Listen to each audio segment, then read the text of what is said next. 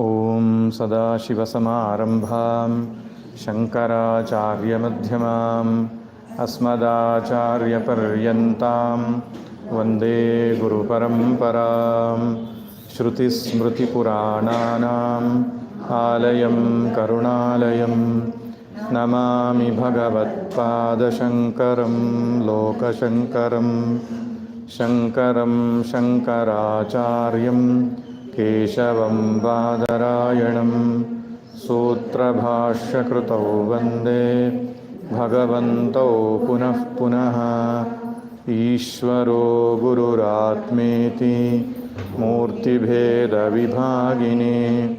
ವ್ಯೋಮವದ್ವ್ಯಾಪ್ತದೇಹಾಯ ದಕ್ಷಿಣಾಮೂರ್ತಯೇ ನಮಃ ದಕ್ಷಿಣಾಮೂರ್ತಯೇ ನಮಃ.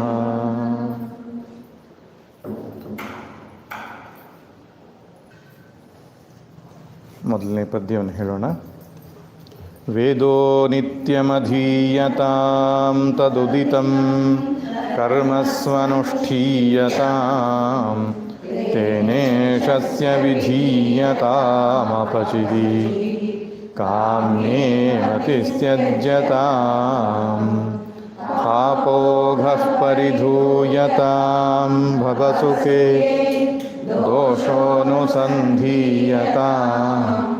ಆತ್ಮೇಚ್ಛಾವ್ಯವಸೀಯತಾಂ ನಿಜಗೃಹಾತ್ತೂರ್ಣಂ ವಿನಿರ್ಗಮ್ಯತಾಂ. ಮುಂದಿನ ಶ್ಲೋಕ. ಸಂಗಸ್ಸತ್ಸು ವಿಧೀಯತಾಂ ಭಗವತೋ ಭಕ್ತಿರ್ದೃಢಾಧೀಯತಾಂ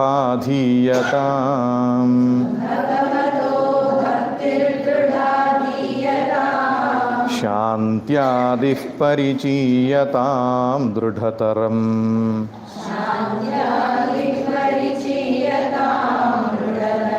ಕರ್ಮಾಶು ಸಂತ್ಯಜ್ಯತಾಂ. ಸದ್ವಿದ್ವಾನುಪಸೃಪ್ಯತಾಂ ಪ್ರತಿದಿನಂ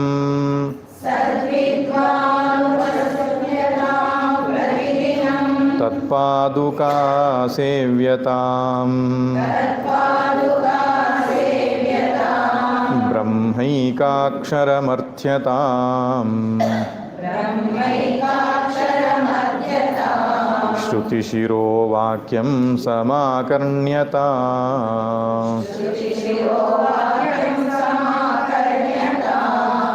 ಇನ್ನೊಮ್ಮೆ. ಸಂಗತ್ಸತ್ಸು ವಿಧೀಯತಾಂ ಭಗವತೋ ಭಕ್ತಿರ್ದೃಢಾಧೀಯತಾಂ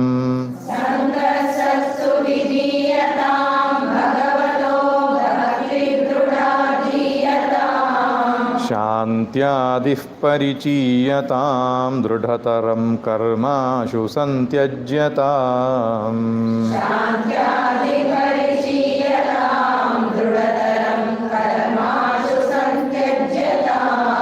ಸದ್ವಿದ್ವಾನುಪಸೃಪ್ಯತಾಂ ಪ್ರತಿದಿನಂ ತತ್ಪಾದುಕಾ ಸೇವ್ಯತಾಂ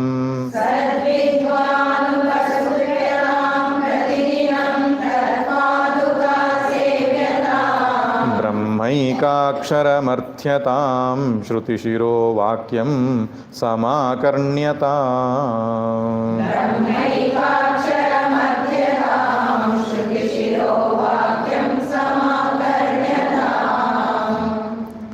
ಸಾಧನೆಯಲ್ಲಿ ಮುಖ್ಯವಾಗಿ 4 ಭಾಗವನ್ನು ಹೇಳ್ತಾರೆ. 4 ವಿಧದ ಸಾಧನೆಯನ್ನು ಹೇಳ್ತಾರೆ.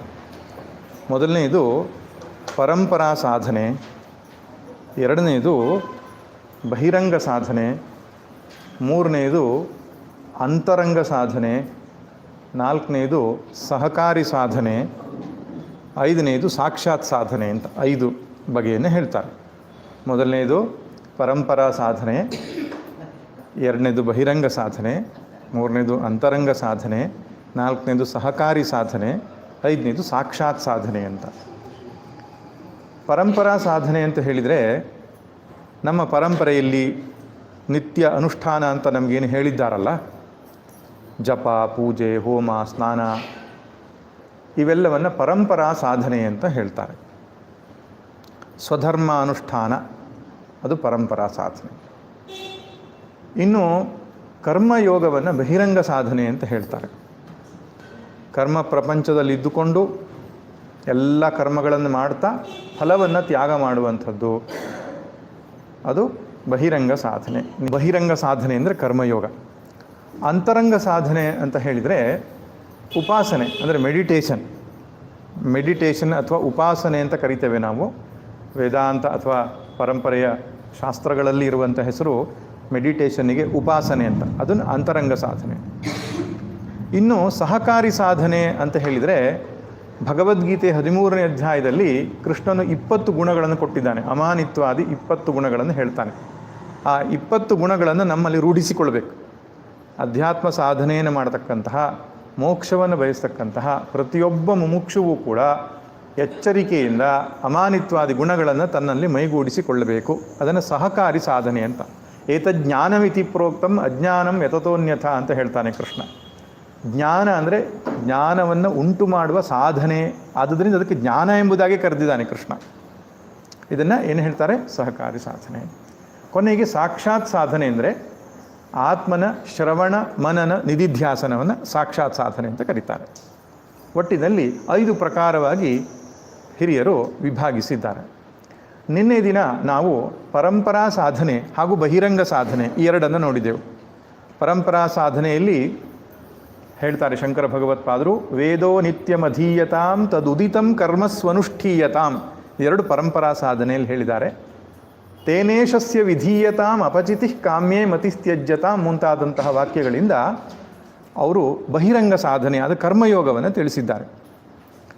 ಆನಂತರ ಕರ್ಮಯೋಗದ ಫಲವಾದ ಚಿತ್ತಶುದ್ಧಿಯಿಂದ ಉಂಟಾಗತಕ್ಕಂತಹ ವೈರಾಗ್ಯ, ವಿವೇಕ ಮತ್ತು ವೈರಾಗ್ಯ, ಮುಮುಕ್ಷುತ್ವಾದಿ ಗುಣಗಳನ್ನು ಅಲ್ಲಿ ತಿಳಿಸಿಕೊಟ್ಟಿದ್ದಾರೆ.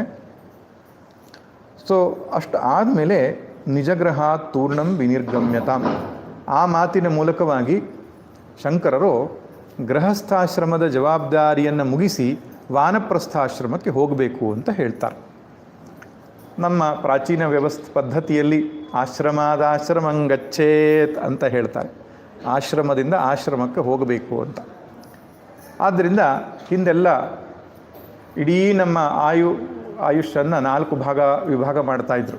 100 ವರ್ಷ ಆಯುಷ್ಯ ಒಬ್ಬ ಮನುಷ್ಯನಿಗೆ ಅಂತಿದ್ರೆ 25 ವರ್ಷ ಬ್ರಹ್ಮಚರ್ಯಾಶ್ರಮ ಅಂತ, ಅಂದರೆ ಹತ್ತಿರ ಇನ್ನೊಂದು 25 ವರ್ಷ ಗೃಹಸ್ಥಾಶ್ರಮ, ಮತ್ತೊಂದು 25 ವರ್ಷ ವಾನಪ್ರಸ್ಥಾಶ್ರಮ. ಜೀವನದ ತುರಿಯ ಭಾಗವನ್ನು, ಚತುರ್ಥ ಭಾಗವನ್ನು ಸನ್ಯಾಸಾಶ್ರಮದ ಕಳೆದು ದೇಹ ಬಿಡಬೇಕು ಅನ್ನೋದು ಒಂದು ವ್ಯವಸ್ಥೆ. ಸನ್ಯಾಸಾಂತೆ ತನುಂ ತ್ಯಜೇತ್ ಎಂಬಂಥ ಮಾತು ಇದೆ. ಸನ್ಯಾಸದಿಂದ ದೇಹವನ್ನು ಬಿಡಬೇಕು ಅಂತ. ಸನ್ಯಾಸದ ಅಂದರೆ ಬಟ್ಟೆ ಬದಲಾಯಿಸೋದ್ರಲ್ಲ, ಸನ್ಯಾಸ ಭಾವದಿಂದ ದೇಹ ಬಿಡಬೇಕು, ಜ್ಞಾನದಿಂದ ದೇಹ ಬಿಡಬೇಕು ಅಂತ.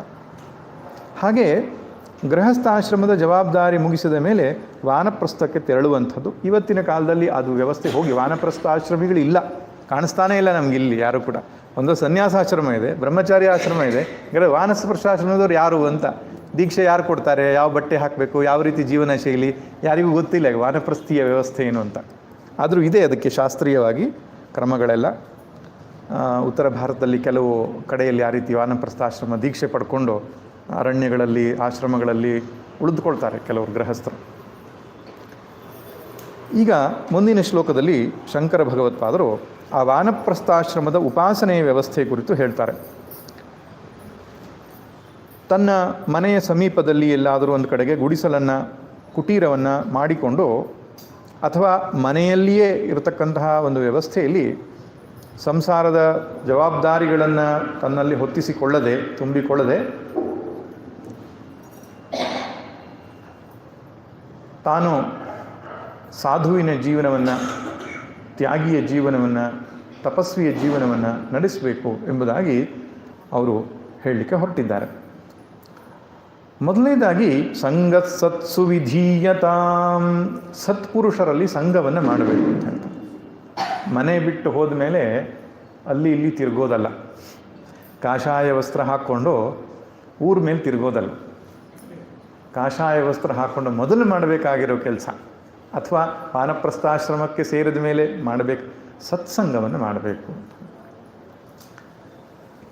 ಸತ್ಸಂಗ ಅಂತ ಹೇಳಿದರೆ ಇಲ್ಲಿ ಶಬ್ದ ಏನರ್ಥ ನೋಡೋಣ. ಸತ್ ಅನ್ನುವ ಶಬ್ದಕ್ಕೆ 3 ಅರ್ಥವನ್ನು ಭಗವದ್ಗೀತೆಯಲ್ಲಿ ಕೃಷ್ಣ ಹೇಳ್ತಾನೆ. ಸದ್ಭಾವೇ ಸಾಧುಭಾವೇ ಚ ಪ್ರಶಸ್ತೆ ಕರ್ಮಣಿ ತಥಾ ಎಂಬುದಾಗಿ 3 ಅರ್ಥ ಹೇಳ್ತಾನೆ. ಸತ್ ಅಂದರೆ ಇರುವಿಕೆ ಅಂತ ಅರ್ಥ. ಸದ್ಭಾವ ಎಕ್ಸಿಸ್ಟೆನ್ಸ್ ಅಂತ. ಯಾವುದು ಯಾವಾಗಲೂ ಒಂದೇ ತೆರನಾಗಿರ್ತದೋ ಅದಕ್ಕೆ ಸತ್ ಅಂತ. ಅದು ಯಾವುದು ಯಾವಾಗಲೂ ಒಂದೇ ತೆರನಾಗಿರೋದು ಯಾವುದದು? ಪರಮಾತ್ಮ, ಬ್ರಹ್ಮ ಅಂತ ಕರೀತಾರೆ. ಅದು ಎಂದೂ ಬದಲಾವಣೆ ಆಗೋದೇ ಇಲ್ಲ. ಆದ್ದರಿಂದ ಸತ್ ಎನ್ನುವ ಶಬ್ದಕ್ಕೆ ಅರ್ಥ ಪರಮಾತ್ಮ. ಸತ್ ಚಿತ್ ಆನಂದದಲ್ಲಿ ಸತ್ ಅನ್ನೋದೇ ಮೊದಲನೇ ಹೆಸರು ಒಂದು. ಆದ್ದರಿಂದ ಸತ್ ಅಂದರೆ ಪರಮಾತ್ಮ ಅಂತ. ಸತ್ ಸಂಘ ಅಂದರೆ ಪರಮಾತ್ಮನ ಸಂಘದಲ್ಲಿರೋದು, ಪರಮಾತ್ಮನ ಜೊತೆಯಲ್ಲಿರೋದು ಅಂತ ಅರ್ಥ. ಅಂದ್ರೆ ಅರ್ಥ ಏನು? ಆತ್ಮನನ್ನೇ ನಿಧಿಧ್ಯಾಸನ ಮಾಡೋದು, ಆತ್ಮನನ್ನೇ ಚಿಂತನೆ ಮಾಡೋದು, ಅದೇ ಸತ್ಸಂಗ, ಶ್ರೇಷ್ಠ ಸತ್ಸಂಗ ಅದು.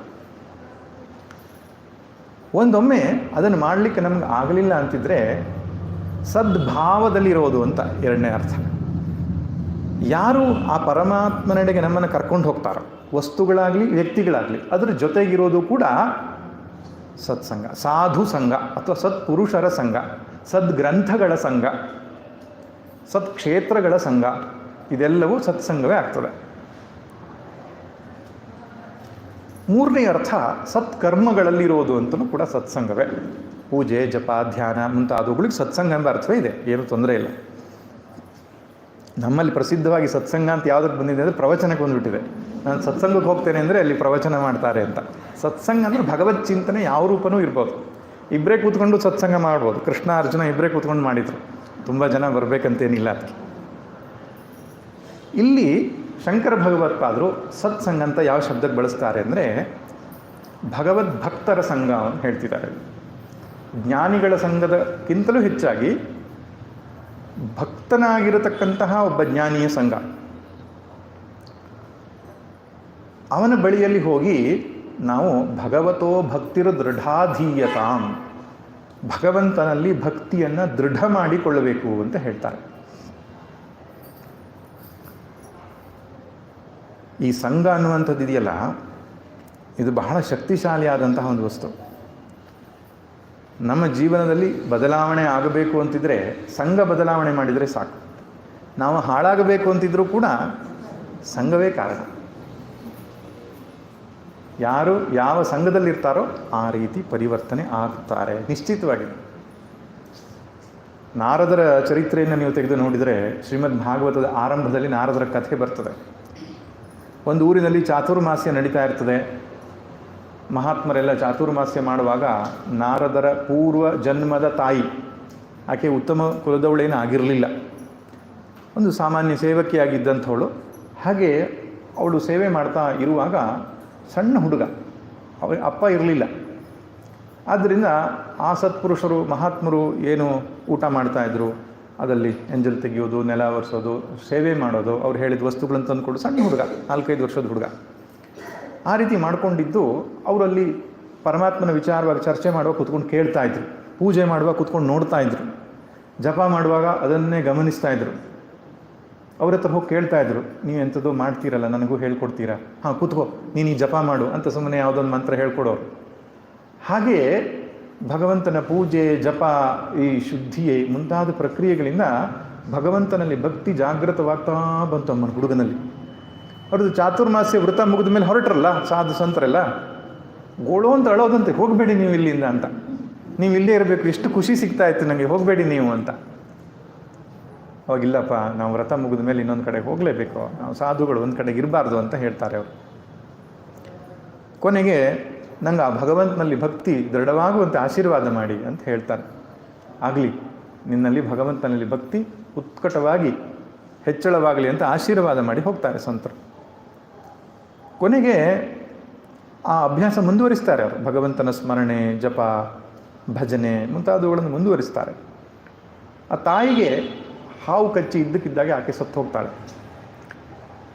ಆದರೆ ಆ ಬಾಲಕ ಅಂಜಲಿಲ್ಲ ಅಂತೆ. ಯಾಕೆ? ಒಂದು ಬಂಧನವನ್ನು ಮಾಯೆಯೇ ಬಿಡಿಸಿತು, ಭಗವಂತನೇ ಬಿಡಿಸಿ ಹಾಕಿದ. ಇನ್ನು ಭಗವಂತನ ಸ್ಮರಣೆ ಮಾಡಲಿಕ್ಕೆ ನನಗೆ ಯಾವ ಅಡ್ಡಿ ಇಲ್ಲ, ಈ ರೀತಿ ಯೋಚನೆ ಮಾಡಿದ ಅವನು. ಆಮೇಲೆ ಹಿಮಾಲಯದ ಕಡೆಗೆ ಹೋಗಿ ಅರಣ್ಯದಲ್ಲಿ ಏಕಾಂತದಲ್ಲಿ ಭಗವಂತನ ಭಜಿಸ್ತಾ ಭಜಿಸ್ತಾ ಭಜಿಸ್ತಾ ಒಂದು ಮಿಂಚಿನ ರೂಪದಲ್ಲಿ ಭಗವದ್ ದರ್ಶನ ಆಯಿತು ಅವನಿಗೆ. ಮತ್ತೆ ಅದನ್ನು ಅವನು ಹೆಚ್ಚು ಬಯಸಿದಾಗ ಅವನಿಗೆ ಅಂತರ್ವಾಣಿ ಆಯಿತು ಅಥವಾ ದೇವತೆಗಳ ವಾಣಿ ಆಯಿತು ಗೊತ್ತಿಲ್ಲ, ಒಟ್ಟು ಕೇಳಿಸ್ತು ಏನು ಅಂದರೆ, ಈ ಜನ್ಮದಲ್ಲಿ ನಿನಗೆ ಇಷ್ಟೇ, ಮುಂದಿನ ಜನ್ಮದಲ್ಲಿ ನಿರಂತರವಾಗಿ ಭಗವದ್ ದರ್ಶನವನ್ನು, ವೀಸಾ, ಪಾಸ್ಪೋರ್ಟ್ ಎಲ್ಲ ಕಂಟ್ರಿಗೂ ಹೋಗುವ ಹಾಗೆ ನಿಮಗೆ ಫ್ರೀಯಾಗಿ ಸಿಗುವಂತಹ ಒಂದು, ಅಂದರೆ ಯಾವಾಗಲೂ ಭಗವದ್ ದರ್ಶನ ಸಿಗುವಂಥ ಒಂದು ಜನ್ಮ ಸಿಗುತ್ತೆ ಅಂತ ಭಗವಂತನ ವಾಣಿ ಆಯಿತು. ಅವರು ಆ ಹುಡುಗ ದೇಹ ಬಿಟ್ಟ. ಆಮೇಲೆ ಮುಂದಿನ ಜನ್ಮದಲ್ಲಿ, ಬಹುಶಃ ಮುಂದಿನ ಕಲ್ಪದಲ್ಲಿ ಇರಬಹುದು, ಬ್ರಹ್ಮ ಮಾನಸ ಪುತ್ರರಾಗಿ ಹುಟ್ಟುತ್ತಾರೆ. ಅವರೇ ನಾರದರು. ನಾರದರು ಅಂದ ತಕ್ಷಣ ನಾವು ಯೋಚನೆ ಮಾಡೋದು, ಅದು ನಾರದರು ಅಂತ ಯಾರಿಗೂ ಮಕ್ಕಳಿಗೆ ಹೆಸರೇಳಲ್ಲ ನಾವು. ಅದು ಬಹಳ ತಪ್ಪಿದ್ದು ಅದು. ಯಾಕಂದರೆ ನಾರದ ಅನ್ನುವರು ಅಷ್ಟು ಶ್ರೇಷ್ಠವಾದ ವ್ಯಕ್ತಿ ಇನ್ನೊಬ್ರು ಇಲ್ಲ, ಗೊತ್ತಿದೆ. ನಾರಂ ಅಂದರೆ ಭಗವದ್ ವಿಷಯವಕ ಜ್ಞಾನ. ನಾರಂ ಅಂತ ಹೇಳಿದ್ರೆ ಭಗವಂತನ ಜ್ಞಾನ. ದದಾತೀತಿ ನಾರದ, ಭಗವಂತನ ಜ್ಞಾನವನ್ನು ಭಕ್ತಿಯನ್ನು ಕೊಡ್ತಾನೆ ಅಂತ ನಾರದ ಅಂತ ಅವ್ರಿಗೆ ಹೆಸರು. ಪಾಪ ಹರಿನಾಮ ಸಂಕೀರ್ತನೆಯನ್ನು ಮಾಡಿ ನಮ್ಮಲ್ಲಿ ಭಕ್ತಿಯನ್ನು ಜಾಗೃತ ಮಾಡ್ತಾರೆ, ಭಗವಂತ ಕಡೆಗೆ ನಮ್ಮನ್ನು ಕರ್ಕೊಂಡು ಹೋಗ್ತಾರೆ ಅಂತ. ಬಟ್ ಈಗ ನಾರದ ಅಂದರೆ ಅದು ಸ್ವಲ್ಪ ಬೇರೆ ಅರ್ಥದಲ್ಲಿ ಬಳಸ್ತೇವೆ ನಾವು, ಹಾಗೆ ಬಳಸಬಾರ್ದು. ಅಲ್ಲ, ಅವರು ರಾಕ್ಷಸರಿಗೂ ಮತ್ತು ದೇವತೆಗಳು ಎಲ್ಲ ಕಡ್ಡಿ ಇಡ್ತಾರಲ್ಲ ಅಂತ ಹೇಳಿದರೆ ಅದು ಲೋಕಹಿತಕ್ಕಾಗಿ. ಅದು ಸೂಕ್ಷ್ಮ ಗಮನಿಸಿದರೆ ಗೊತ್ತಾಗ್ತದೆ. ಕಂಸನನ್ನು ವಧಿಸಬೇಕಾದ್ರೆ ಅದು ಪೂರಕವಾದ ವಾತಾವರಣ ಸೃಷ್ಟಿ ಮಾಡಲಿಕ್ಕೆ ಅವರು ಬರುವಂಥದ್ದು. ಹಾಗೆ ಆ ನಂತರ ಚರಿತ್ರೆ ಪುಟಗಳಲ್ಲಿ ತೆಗೆದು ನೋಡಿದ್ರೆ ಪ್ರಹ್ಲಾದನಿಗೆ ಭಗವಂತನಲ್ಲಿ ಭಕ್ತಿ ಹುಟ್ಟಿಸಿದ್ಯಾರು? ನಾರದರು. ಕಯಾದುವಿನ ಗರ್ಭದಲ್ಲಿರುವಾಗಲೇ ನಾರಾಯಣ ಮಂತ್ರವನ್ನು ಉಪದೇಶ ಮಾಡುವುದರ ಮೂಲಕ ಅವನಿಗೆ ತದನಂತರ ಭಗವಂತನ ದೊಡ್ಡ ಭಕ್ತನಾಗ್ತಾನೆ. ಧ್ರುವನಿಗೂ ಕೂಡ ತಪಸ್ಸನ್ನು ಮಾಡೋದಕ್ಕೆ ಮಾರ್ಗದರ್ಶನವನ್ನು ಮಾಡಿ ಬಾಲ್ಯದಲ್ಲಿಯೇ ಭಗವಂತನ ಮಹಿಮೆಯನ್ನು ಹೇಳಿದಂಥವರು ನಾರದ ಮಹರ್ಷಿಗಳು. ಇನ್ನು ವಾಲ್ಮೀಕಿ ಮಹರ್ಷಿಗಳ ಚರಿತ್ರೆಯನ್ನು ತೆಗೆದು ನೋಡಿದ್ರೆ ಅವರನ್ನು ಪುಣ್ಯಾತ್ಮರನ್ನಾಗಿ ಮಾಡಿ ವಾಲ್ಮೀಕಿ ರಾಮಾಯಣವನ್ನು ಆರಂಭದಲ್ಲಿ ಬೋಧಿಸಿ ಅದು ಚರಿತ್ರೆಗೆ ಕಾರಣರಾದಂಥ. ವ್ಯಾಸರ ಚರಿತ್ರೆಯಲ್ಲೂ ಕೂಡ ನಾರದರ ಕಥೆ ಬರ್ತದೆ. ವೇದವ್ಯಾಸರು ಭಾಗವತ ಬರೀಲಿಕ್ಕೆ ಕಾರಣವೇ ನಾರದ ಮಹರ್ಷಿಗಳು ಅವರಿಗೆ ಮಾರ್ಗದರ್ಶನ ಮಾಡಿತ್ತು. ಹಾಗೆ ಇವನ್ ತ್ಯಾಗರಾಜರ ಚರಿತ್ರೆಯಲ್ಲೂ ಕೂಡ ಬರ್ತದೆ. ನಾರದರು ಅವರಿಗೆ ಭಕ್ತರ ಸಂಪರ್ಕದಲ್ಲಿ ನಾವಿದ್ದಾಗ ನಮ್ಮ ಮನಸ್ಸು ಭಕ್ತಿಯ ಕಡೆಗೆ ಹೊರಳುತ್ತದೆ.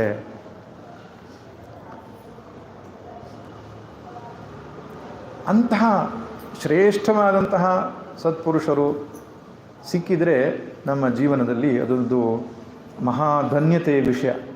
ಗುರು ದೊರಕಲು ನೀ ಧನ್ಯ. ಡಿ ವಿ ಜಿಯವರು ಕಗ್ಗದಲ್ಲಿ ಹೇಳ್ತಾರಲ್ಲ, ತರಣಿ ಕಿರಣಾನುಭವ ಸುಲಭ. ಯಾವುದದು ಕಗ್ಗ?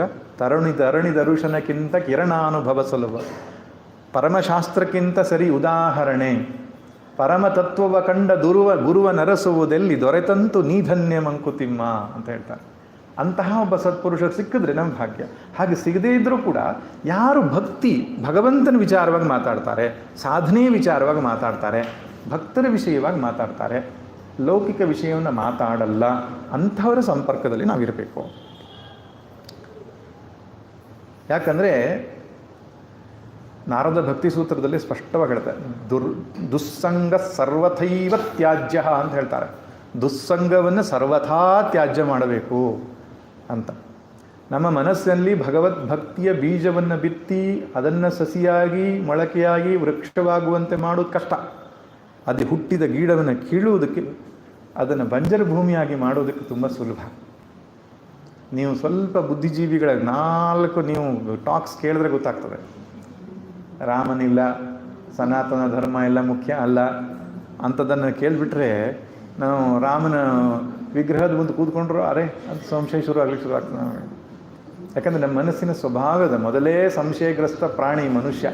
ಇದು ಬೇರೆಯವರಷ್ಟು ಸುಲಭವಾಗಿ ಅದು ಸಂಶಯದ ಬೀಜವನ್ನು ಬಿತ್ತಿ ನಮ್ಮ ಮನಸ್ಸನ್ನು ಹಾಳು ಮಾಡಿಬಿಡ್ಬೋದು. ಆದ್ದರಿಂದ ಅಂಥವರ ಸಂಪರ್ಕಕ್ಕೆ ಹೋಗಬಾರದು.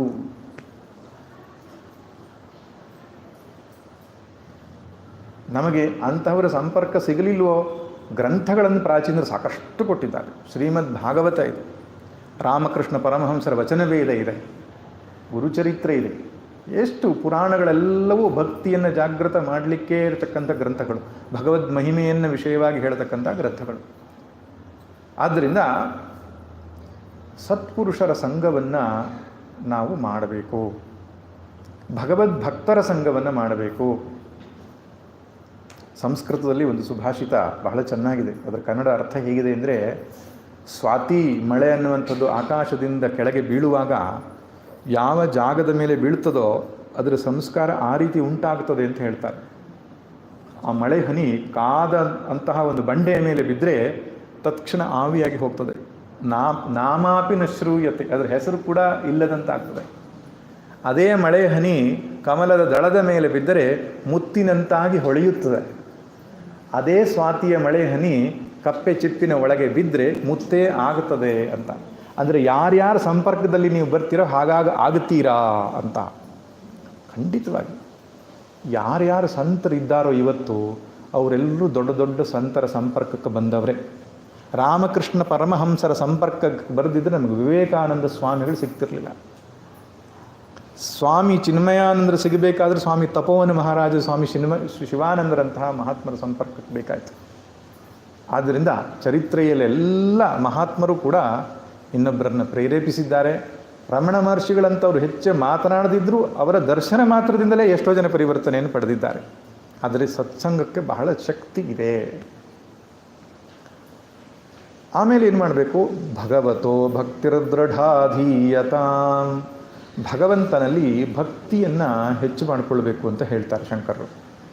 ಶಂಕರ ಭಗವತ್ಪಾದರ ಮೇಲೆ ಒಂದು ಆಕ್ಷೇಪ ಇದೆ ಕೆಲವ್ರದ್ದು. ಏನಂದರೆ ಯಾವಾಗ ನೋಡಿದರೂ ಜ್ಞಾನ ಜ್ಞಾನ ಅಂತಾರೆ ಶಂಕರರು, ಭಕ್ತಿ ಬಗ್ಗೆ ಅವರಿಗಷ್ಟು ಕಾಳಜಿ ಇಲ್ಲ ಅಂತ ಈ ಭಕ್ತಿ ಪಂಥದವ್ರದ್ದೊಂದು ಆಕ್ಷೇಪ ಇದೆ. ಅದು ತುಂಬ ತಪ್ಪು. ಶಂಕರ ಭಗವತ್ಪಾದರು ನಮ್ಮನ್ನು ಅದ್ವೈತಿ ಅಂತ ಎಂದು ಕರೆದುಕೊಂಡೇ ಇಲ್ಲ, ನಮ್ಮನ್ನು ಜ್ಞಾನ ಮಾರ್ಗಿಗಳು ಅಂತ ಕರೆದುಕೊಂಡೇ ಇಲ್ಲ ಅವರು ಎದ್ದು ಕೂಡ. ನಾವು ಉಪನಿಷತ್ ಏನದು ಸಂಪ್ರದಾಯಕ್ಕೆ ಸೇರಿದವರು ಅಂತ ಹೇಳ್ತಾರೆ. ವೈದಿಕ ಸಂಪ್ರದಾಯ ಅಥವಾ ಉಪನಿಷತ್, ಸ್ಪಷ್ಟವಾಗಿ ಔಪನಿಷತ್ ಸಂಪ್ರದಾಯ ಅಂತಲೇ ಕರೀತಾರೆ ಅವರು. ಉಪನಿಷತ್ ಸಂಪ್ರದಾಯ ಅಂದರೆ ಏನರ್ಥ? ಅಲ್ಲಿಯೂ ಭಕ್ತಿಯೂ ಬರ್ತದೆ, ಯೋಗವೂ ಬರ್ತದೆ, ಜ್ಞಾನವೂ ಬರ್ತದೆ, ಎಲ್ಲ ಸಾಧನೆಗಳ ಒಂದು ಮಿಶ್ರಣ ಅದ. ಶ್ರೀಮದ್ ಭಗವದ್ಗೀತೆಯಲ್ಲಿ ಕೃಷ್ಣ ಭಕ್ತಿ ಅಂತ ಎಲ್ಲೆಲ್ಲಿ ಕರೆದಿದ್ದಾನೋ ಅಲ್ಲೆಲ್ಲ ಕಡೆಯಲ್ಲಿ ಭಕ್ತಿ ಎಂಬ ಶಬ್ದಕ್ಕರ್ಥ ಕರ್ಮಯೋಗ, ಉಪಾಸನಾ ಯೋಗ, ಜ್ಞಾನ ಯೋಗ, 3 ಯೋಗಗಳ ಒಂದು ಮಿಶ್ರಣಕ್ಕೆ ಅಲ್ಲಿ ಭಕ್ತಿ ಅಂತ ಕರೀತಾನೆ. 12ನೇ ಅಧ್ಯಾಯ ಭಕ್ತಿ ಯೋಗಕ್ಕೆ ಹೋಗಿ ಚೆಕ್ ಮಾಡಿ, ಅವನು ಭಕ್ತಿಯ ಬಗ್ಗೆ ಹೇಳುವಾಗ ಶ್ರೇಷ್ಠ ಭಕ್ತರು ಯಾರು ಅಂದರೆ ಅಧ್ಯಾತ್ಮ ಜ್ಞಾನದಲ್ಲಿ ನೆಲೆ ನಿಂತವರು ಶ್ರೇಷ್ಠ ಭಕ್ತರು. ಅದು ಸಾಧ್ಯ ಆಗದಿದ್ದರೆ ಅಭ್ಯಾಸ ಯೋಗ, ಅದು ಸಾಧ್ಯ ಆಗದಿದ್ದರೆ ಫಲಾಸಕ್ತಿಯನ್ನು ಬಿಟ್ಟು ಕರ್ಮ ಮಾಡೋದು. ಈ ರೀತಿ ಕರ್ಮಯೋಗದ ಕೊನೆ ಹಂತಕ್ಕೂ ಬರ್ತಾನೆ. ಇದೆಲ್ಲವನ್ನು ಸೇರಿಸಿ ಭಕ್ತಿಯನ್ನು ಕರೆದಿದ್ದಾನೆ. ಆದ್ದರಿಂದ ನಾವು ಸ್ಪಷ್ಟವಾಗಿ ಅರ್ಥ ಮಾಡಿಕೊಳ್ಳಬೇಕು. ಭಕ್ತಿ ಎಂಬ ಶಬ್ದಕ್ಕೆ ಅರ್ಥ ಪರತತ್ವದಲ್ಲಿರುವ ಪ್ರೇಮ ಅಷ್ಟೇ. ಅದು ನಿರ್ಗುಣವೋ ಸಗುಣವೋ. ನಿರ್ಗುಣದ ಮೇಲೆ ನೀವು ಪ್ರೀತಿಯನ್ನು ಮಾಡಿದರೂ ಭಕ್ತಿಯೇ, ಸಗುಣದ ಮೇಲೆ ಮಾಡಿದರೂ ಭಕ್ತಿಯೇ. ಆದರೆ ಪ್ರಸ್ತುತ ಚಾಲ್ತಿಯಲ್ಲಿರೋದೇನಾದರೂ ಸಗುಣ ಈಶ್ವರನ ಮೇಲೆ ಮಾಡುವಂಥದ್ದು ಭಕ್ತಿ, ನಿರ್ಗುಣ ಈಶ್ವರನ ಮೇಲೆ ಮಾಡೋದು ಜ್ಞಾನ ಅಂತ ಆಗಿಬಿಟ್ಟಿದೆ. ಅದು ಪರಂಪರೆಯ ವ್ಯವಸ್ಥೆಯಲ್ಲಿ ಹಾಗೆ ಇಲ್ಲ. ಈಗ ನೋಡಿ, ಹಿಂದಿನ ಶ್ಲೋಕದಲ್ಲಿ ಕರ್ಮಯೋಗದ ಬಗ್ಗೆ ಹೇಳಿದರು ಅಲ್ವಾ? ಕರ್ಮಯೋಗ ಮಾಡಬೇಕಾದ್ರೆ ಭಕ್ತಿ ಇಲ್ಲದೆ ಮಾಡಲಿಕ್ಕೆ ಆಗ್ತದ? ಈಶ್ವರನಲ್ಲಿ ಸಮರ್ಪಣೆ ಅಂತ ಕರೆದಿದ್ರು ಅವರು. ತೇನೇಶಸ್ಯ ವಿಧೀಯತಾಂ ಅಪಚಿತಿ, ಈಶಸ್ಯ ಅಪಚಿತಿ ವಿಧೀಯತಾಂ, ಈಶ್ವರನ ಪೂಜೆ ಅಂತ ಮಾಡಬೇಕು ಅಂತ ಹೇಳುವಾಗ ಅಲ್ಲಿ ಈಶ್ವರನನ್ನು ಪ್ರೀತಿಸದೆ ಪೂಜೆ ಮಾಡಲಿಕ್ಕೆ ಆಗ್ತದ? ಅಂದರೆ ಕರ್ಮಯೋಗಕ್ಕೂ ಭಕ್ತಿ ಬೇಕೇ ಬೇಕು. ಭಕ್ತಿ ಇಲ್ಲದೆ ಕರ್ಮಯೋಗ ಆಗಲ್ಲ. ಆದ್ದರಿಂದ ಇಲ್ಲಿ ಭಕ್ತಿ ಎಂಬ ಶಬ್ದಕ್ಕೆ ಉಪಾಸನಾ ಯೋಗ ಅಂತ ತೆಗೆದುಕೊಳ್ಬೇಕು ನಾವು. ಅಲ್ಲಿ ಕರ್ಮಯೋಗ ರೂಪ ಭಕ್ತಿಯನ್ನು ಹೇಳಿದರು, ಇಲ್ಲಿ ಉಪಾಸನಾ ಯೋಗ ರೂಪ ಭಕ್ತಿಯನ್ನು ಹೇಳಿದರು. ಉಪಾಸನೆ ಅಂತ ಹೇಳಿದರೆ ಏನರ್ಥ ನೋಡೋಣ. ಕರ್ಮಯೋಗ ಅಂತ ಹೇಳಿದರೆ ಏನು ಅಂತ ಅರ್ಥ ಆಗಿದೆ ಅಂತ ಭಾವಿಸ್ತೇನೆ ನಾನು. ತೇನೇಶಸ್ಯ ವಿಧೀಯತಾಂ ಅಪಚಿತಿ ಕಾಮ್ಯೇ ಮತಿಸ್ತ್ಯಜ್ಯತಾಂ, ಇದೆ ಕರ್ಮಯೋಗ. ಉಪಾಸನಾ ಯೋಗ ಅಂದರೆ ಸಗುಣ ಬ್ರಹ್ಮವನ್ನು ಮನಸ್ಸಿನಲ್ಲಿ ಚಿಂತಿಸುವಂಥದ್ದು. ತೈಲಧಾರೆಯ ಹಾಗೆ ಸಂಸ್ಕೃತದಲ್ಲಿ ಅದು ಹೇಳುವ ರೀತಿ ಹೀಗಿದೆ: ಸಗುಣ ಬ್ರಹ್ಮಣಿ ಸಜಾತೀಯ ವೃತ್ತಿ ಪ್ರವಾಹ ರೂಪ ಮಾನಸ ವ್ಯಾಪಾರ ಉಪಾಸನಾ ಅಂತ ಹೇಳ್ತಾರೆ. ಸಗುಣ ಬ್ರಹ್ಮವನ್ನು ಮನಸ್ಸಿನಲ್ಲಿಯೇ ತೈಲಧಾರೆಯ ಹಾಗೆ ನಿರಂತರವಾಗಿ ಸಜಾತೀಯ ವೃತ್ತಿಗಳಿಂದ ಚಿಂತಿಸುವಂಥದ್ದು. ಓಕೆ, ಅದಕ್ಕೆ ಒಂದು ಉದಾಹರಣೆ ಕೊಡಿ, ಗೊತ್ತಾಗ್ತದೆ, ಸ್ವಲ್ಪ ಸುಲಭವಾಗಿ ಗೊತ್ತಾಗೋದು. ಸುಲಭವಾಗಿ ಗೊತ್ತಾಗೋದು ಒಳ್ಳೆಯ ಉದಾಹರಣೆ ಪ್ರಪಂಚದಲ್ಲಿದೆ. ಏನು? ಬಯಸುವ ವ್ಯಕ್ತಿ ಇದ್ದಾನೆ ಅಂತ ಇಟ್ಕೊಳ್ಳೋಣ. ಬೇಕು ಅಂತ ಧ್ಯೇಯ ಅವನು ಯೋಚನೆ ಹೇಗಿರ್ತದೆ? ಒಬ್ಬನೇ ಕೂತ್ಕೊಂಡು ಕಣ್ಣು ಕೂತ್ಕೊಂಡಿದ್ದಾನೆ ಅಂದರೆ ಅವನಿಗೆಲ್ಲ ಬ್ಯಾಂಕ್ಗಳು, ಇಂಟ್ರೆಸ್ಟ್ಗಳು, ಆಮೇಲೆ ಬೇರೆ ಬೇರೆ ಶೇರ್ಗಳು, ಮ್ಯೂಚುವಲ್ ಫಂಡ್ಗಳು, ಆಮೇಲೆ ಎಷ್ಟು ಇಂಟ್ರೆಸ್ಟ್ ಹಾಕಿದ್ರೆ ಇಷ್ಟು ಇಂಟ್ರೆಸ್ಟ್ ಬರ್ತದೆ, ಇಷ್ಟು ವರ್ಷಗಳಲ್ಲಿ ಇಷ್ಟು ನಾನು ಶ್ರೀಮಂತನಾಗ್ತೇನೆ ಅಲ್ಲ, ಅದ್ರದ್ದು ಯೋಚನೆ ನಿರಂತರವಾಗಿ ಮಾಡ್ತಾ ಒಂದು ತಾಸು ಆದಂತೆ ಗೊತ್ತಾಗಿಲ್ಲ. ಹೆಂಡತಿ ಕರಿಬೇಕು, ತಿಂಡಿಗೆ ಬನ್ನಿ, ಅಷ್ಟೊತ್ತವರೆಗೆ ಎಂತ ಮಾಡ್ತಿದ್ದ? ಬರೀ ದುಡ್ಡಿನ ಪ್ರಪಂಚದಲ್ಲಿ ಇದ್ದ. ಅಂದ್ರೆ ನೋಟ್ ಮಾತ್ರ ನೋಡ್ತಿರ್ಲಿಲ್ಲ, ನೋಟಿಗೆ ಸಂಬಂಧಪಟ್ಟ ಬೇರೆ ಎಲ್ಲ ವಿಷಯಗಳು, ಸಜಾತೀಯ ವೃತ್ತಿ ಪ್ರವಾಹ, ಸಜಾತೀಯ ಅಂದರೆ ಅದಕ್ಕೆ ಸಂಬಂಧಿಸಿದ ಬೇರೆಲ್ಲ ಯೋಚನೆಗಳಿದ್ವು. ಅಂದರೆ ಅವನು ದುಡ್ಡಿನ ಉಪಾಸನೆಯನ್ನು ಮಾಡ್ತಿದ್ದ ಅಂತ. ಇಲ್ಲಿ ಮುಖ್ಯವಾದ ವಿಷಯ, ಉಪಾಸನೆ ಅಂದಾಗ ಅದು ಮಾನಸ ಕರ್ಮ, ಅದು ಕಾಯಿಕ ವಾಚಿಕ ಕರ್ಮ ಅಲ್ಲ. ಅಲ್ಲಿ ಹೂವಿರುವುದಿಲ್ಲ, ಅಲ್ಲಿ ಗಂಧ ಇರುವುದಿಲ್ಲ, ಅಲ್ಲಿ ಯಾವುದೂ ಇರುವುದಿಲ್ಲ. ಬಾಯಲ್ಲಿ ಮಂತ್ರವನ್ನು ಕೂಡ ಹೇಳುವುದಿಲ್ಲ. ಮಂತ್ರವನ್ನು ಹೇಳುವುದು, ಪೂಜೆ ಮಾಡುವುದನ್ನು ಕರ್ಮ ಯೋಗದ ಪಟ್ಟಿಗೆ ಸೇರಿಸ್ತಾರೆ. ಉಚ್ಚ ಜಪ ಮತ್ತು ಹೊರಗೆ ಮಾಡುವ ಪೂಜೆ ಏನಿದೆ ಅದು ಕರ್ಮಯೋಗ. ಮನಸ್ಸಲ್ಲಿ ಮಾಡುವ ಜಪ, ಮನಸ್ಸಲ್ಲಿ ಮಾಡುವ ಪೂಜೆ, ಮನಸ್ಸಲ್ಲಿ ಮಾಡುವ ಚಿಂತನೆ, ಇದಕ್ಕೆ ಮಾತ್ರ ಉಪಾಸನೆ ಅಂತ ಕರೀತಾರೆ. ಇದನ್ನು ಮಾಡೋದಕ್ಕೆ ನಮಗೆ ತುಂಬ ಸಹಾಯ ಆಗೋದು ಯಾವುದು ಅಂದರೆ ಅಷ್ಟಾಂಗ ಯೋಗ. ಅದಕ್ಕೆ ಅವರು ಕಾಡಿನಲ್ಲಿ ಹೋಗಿ ಕುಟೀರ ಕಟ್ಟಿಕೊಂಡು ಏನು ಮಾಡ್ತಾಯಿದ್ರು? ಈ ರಾಜಯೋಗ ಅಥವಾ ಅಷ್ಟಾಂಗ ಯೋಗದ ಮೂಲಕ ಭಗವಂತನ ಧ್ಯಾನವನ್ನು ಮಾಡ್ತಿದ್ರು. ಈ ಅಷ್ಟಾಂಗ ಯೋಗ ಅನ್ನುವಂಥದ್ದು ಧ್ಯಾನ ಮಾಡುವ ಸಿಸ್ಟಮ್ಯಾಟಿಕ್, ಕ್ರಮಬದ್ಧವಾದ ಒಂದು ಸೈನ್ಸ್, ವೆರಿ ಸಿಸ್ಟಮ್ಯಾಟಿಕ್ ಸೈನ್ಸ್. ಅದರ ಬಗ್ಗೆ ಹೇಳಿದ್ರೆ ಸಮಯ ಆಗ್ತದೆ. ಆಸನ, ನಾನು ಹೆಸರು ಮಾತ್ರ ಹೇಳ್ತೇನೆ, ಯಮ ನಿಯಮ. ಆಸನ, ಆಸನ ಅಂದರೆ ಇಂಟಿಗ್ರೇಷನ್ ಆಫ್ ದ ಬಾಡಿ, ನಮ್ಮ ಶರೀರದ ಒಂದು ಶಿಸ್ತು. ಆಮೇಲೆ ಪ್ರಾಣಾಯಾಮ ಅಂದರೆ ಪ್ರಾಣದ ಒಂದು ಶಿಸ್ತು. ಪ್ರತ್ಯಾಹಾರ, ಇಂದ್ರಿಯಗಳ ಒಂದು ಶಿಸ್ತು. ಇದಿಷ್ಟನ್ನು ನಾವು ಮಾಡಿಕೊಂಡ ಮೇಲೆ next comes meditation, actual meditation, dharana, dhyana, samadhi. ಇದನ್ನು ಮೂರನ್ನು ಆ್ಯಕ್ಚುಯಲ್ ಮೆಡಿಟೇಷನ್ ಅಂತ ಕರೀತಾರೆ. ಯೋಗ ಸೂತ್ರದಲ್ಲಿ ಧ್ಯಾನ ಅಂದಾಗ ಚಕ್ರಗಳ ಮೇಲೆ ಹೇಳ್ತಾರೆ ಅವರು. ಧ್ಯೇಯ ವಸ್ತು ಬಾಹ್ಯ ಯಾವ ಆಲಂಬನೆ ಆದರೂ ನಡೆಯುತ್ತೆ ಅವರಿಗೆ. ಆದರೆ ವೇದಾಂತದಲ್ಲಿ ಅಥವಾ ವೈದಿಕ ಪರಂಪರೆಯಲ್ಲಿ ಧ್ಯೇಯ ಯಾವತ್ತೂ ಕೂಡ ಈಶ್ವರನೇ ಆಗಬೇಕು, ಈಶ್ವರನೇ ಆಗಬೇಕು ಅಂತ. ಈಶ್ವರನೇ ಆಗಬೇಕಂದ್ರೆ ಏನು, ವಿಷ್ಣು ಆಗಬಾರ್ದ ಅಂತ ನೀವು ಕೇಳಬಾರ್ದು. ಮತ್ತೆ ಈ ಪ್ರಶ್ನೆ ಮತ್ತೆ ಕೇಳಿದರೆ ನಾನು ಇಲ್ಲಿಗೆ ನಿಲ್ಲಿಸ್ತೇನೆ ಉಪನ್ಯಾಸವನ್ನು. ಯಾಕಂದರೆ ತುಂಬ ಪ್ರವಚನಗಳಲ್ಲಿ ಇದನ್ನೇ ಪದೇ ಪದೇ ಪದೇ ಹೇಳಿದೆ ನಾನು. ಈಶ್ವರ ಅಂದರೆ ಜಗತ್ ಸೃಷ್ಟಿ ಸ್ಥಿತಿ ಲಯಕರ್ತ. ಅವನಿಗೆ ವಿಷ್ಣು ಎಂಬುದಾಗಿಯೂ, ಶಿವ ಎಂಬುದಾಗಿಯೂ, ಗಣಪತಿ ಎಂಬುದಾಗಿಯೂ ಕರೀತಾರೆ. ನಿಮಗೆ ಆ ಭಾಷೆ ಬೇಡ ಅಂದರೆ ವೇದಾಂತದ ಭಾಷೆ ಬಳಸ್ಕೊಳ್ಳಿ. ಈಶ್ವರ, ಹಿರಣ್ಯಗರ್ಭ, ವಿರಾಟ್, ಇದು ವೇದಾಂತದಲ್ಲಿ ಪರಮಾತ್ಮಗೆ ಬಳಸಿರೋ ಹೆಸರು.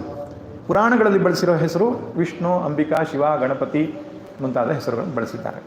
ಒಟ್ಟಿನಲ್ಲಿ ಆ ಪರತತ್ವವನ್ನು, ಈ ಜಗತ್ತಿನ ಸೃಷ್ಟಿ ಸ್ಥಿತಿ ಲಯಕರ್ತನಾದ ಆ ಪರಮಾತ್ಮನನ್ನು ಧ್ಯೇಯವಾಗಿ ಇಟ್ಟುಕೊಳ್ಬೇಕು. ಆರಂಭದಲ್ಲಿ ಒಂದು ಮೂರ್ತಿ ರೂಪದಲ್ಲಿ ಇಷ್ಟ ದೇವತಾ ಉಪಾಸನೆ ಆರಂಭದಲ್ಲಿ ಮಾಡುವಂಥದ್ದು.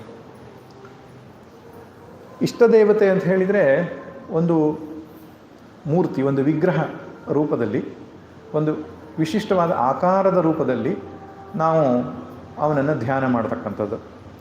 ಪುರಾಣಗಳಲ್ಲಿ ಅತ್ಯಂತ ಪ್ರಸಿದ್ಧವಾಗಿರತಕ್ಕಂತಹ ಕೃಷ್ಣ ಇರಬಹುದು, ರಾಮ ಇರಬಹುದು, ಅಥವಾ ಅವನ ಬೇರೆ ಬೇರೆ ಅವತಾರಗಳು, ದಶ ಅವತಾರಗಳಲ್ಲಿ ಯಾವುದು ಇರ್ಬೋದು, ಅಥವಾ ಪ್ರತೀಕ ಆಲಂಬನೆ ಇರ್ಬೋದು. ಪ್ರತಿಮಾ ಆಲಂಬನೆ ಅಥವಾ ಪ್ರತೀಕ ಆಲಂಬನೆ. ಪ್ರತಿಮಾ ಆಲಂಬನೆ ಅಂದರೆ ಮೂರ್ತಿಯ ಆಲಂಬನೆ, ಪ್ರತೀಕ ಆಲಂಬನೆ ಅಂದರೆ ಈ ಶ್ರೀಚಕ್ರೋಪಾಸನೆ ಮಾಡ್ತಾರೆ. ಎಷ್ಟೋ ಈಗ ನಮ್ಮ ಮಠಗಳಲ್ಲೇ ನೋಡ್ತೇವೆ ನಾವು, ಗುರುಗಳೆಲ್ಲ ಶ್ರೀಚಕ್ರ ಉಪಾಸನೆಯನ್ನು ಮಾಡ್ತಾರೆ. ಶ್ರೀಚಕ್ರ ಅನ್ನೋದು ಒಂದು ಪ್ರತೀಕ, ಅದೊಂದು ಬೇರೆ ಬೇರೆ ಗೆರೆಗಳಿಂದ, ರೇಖಾಚಿತ್ರಗಳಿಂದ ಮಾಡಿರತಕ್ಕಂಥ, ಅದರಲ್ಲಿ ಇಡೀ ಬ್ರಹ್ಮಾಂಡದ ಒಂದು ಕಲ್ಪನೆ ಇದೆ, ಅಥವಾ ಅಧ್ಯಾತ್ಮಶಾಸ್ತ್ರವನ್ನೇ ಅದರಲ್ಲಿ ಸೇರಿಸಿಟ್ಟಿದ್ದಾರೆ. ಅದರ ಒಂದು ಉಪಾಸನಾ ಪದ್ಧತಿ ಇದೆ. ಅಥವಾ ಶಾಲಿಗ್ರಾಮ ಇರ್ಬೋದು, ಅಥವಾ ಇನ್ಯಾವುದೇ ಓಂಕಾರ ಅವಲಂಬನೆ ಇರಬಹುದು. ಈ ರೀತಿಯಾಗಿ ಒಂದು ವಿಶಿಷ್ಟ ರೂಪವನ್ನು, ಪ್ರತೀಕವನ್ನು, ಪ್ರತಿಮಾವನ್ನು ಆರಂಭದಲ್ಲಿ ಆಲಂಬನೆಗೆ ತೆಗೆದುಕೊಳ್ಬೇಕು. ಅದು first stage. Next stage of upasana ಏನಂದರೆ ವಿರಾಟ್ ಸ್ವರೂಪವನ್ನು ನಾವು ಉಪಾಸನೆ ಮಾಡಬೇಕು. ವಿರಾಟ್ ಸ್ವರೂಪ ಅಂದರೆ ನನ್ನ ಇಷ್ಟ ದೇವತೆಯಾದ ರಾಮನು ಈ ಒಂದು ವಿಗ್ರಹಕ್ಕಷ್ಟೇ ಸೀಮಿತವಾದವನಲ್ಲ, ಇಡೀ ಸೃಷ್ಟಿಯೆಲ್ಲ ವ್ಯಾಪಿಸಿದ್ದಾನೆ ಅಂತ ಭಾವಿಸೋದು ಮನಸ್ಸಲ್ಲಿ. ಆದರೆ ಮನಸ್ಸಲ್ಲಿ ನಾವು ಮಾಡುವ ಉಪಾಸನೆ ಹೇಗಿದೆ ಅಂದರೆ ಅವನ ಕಣ್ಣುಗಳೇ ಸೂರ್ಯಚಂದ್ರರು, ಅವನ ನೆತ್ತಿಯೇ ದ್ವಿಲೋಕದಲ್ಲಿ ಇದೆ, ಶ್ರೀರಾಮಚಂದ್ರನ ಪಾದವೇ ಭೂಮಿಯಾಗಿದೆ, ಈ ಸಕಲ ನಕ್ಷತ್ರ ಬ್ರಹ್ಮಾಂಡವೆಲ್ಲವೂ ಕೂಡ ಅವನ ಒಂದೊಂದು ಅಂಗಾಂಗಗಳು. ಈ ರೀತಿಯಲ್ಲಿ ಸಮಷ್ಟಿ ಸೃಷ್ಟಿಯ ರಾಮ ಅಥವಾ ಕೃಷ್ಣ ಅಥವಾ ದುರ್ಗೆ ಈ ಪ್ರಕಾರವಾಗಿ ಮನಸ್ಸಲ್ಲಿ ಭಾವಿಸಿಕೊಳ್ಬೇಕು. ಇದನ್ನು ವಿರಾಟ್ ಬ್ರಹ್ಮ ಉಪಾಸನೆ ಅಂತ ಹೇಳ್ತಾರೆ.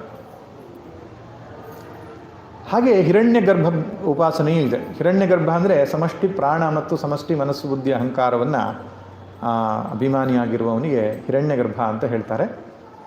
ಇರಲಿ, ಆ ಹಿರಣ್ಯ ಗರ್ಭ ಉಪಾಸನೆ ಇದು 2ನೇ ಸ್ಟೇಜ್. ಫಸ್ಟ್ ಸ್ಟೇಜು ಇಷ್ಟದೇವತಾ ಉಪಾಸನೆ.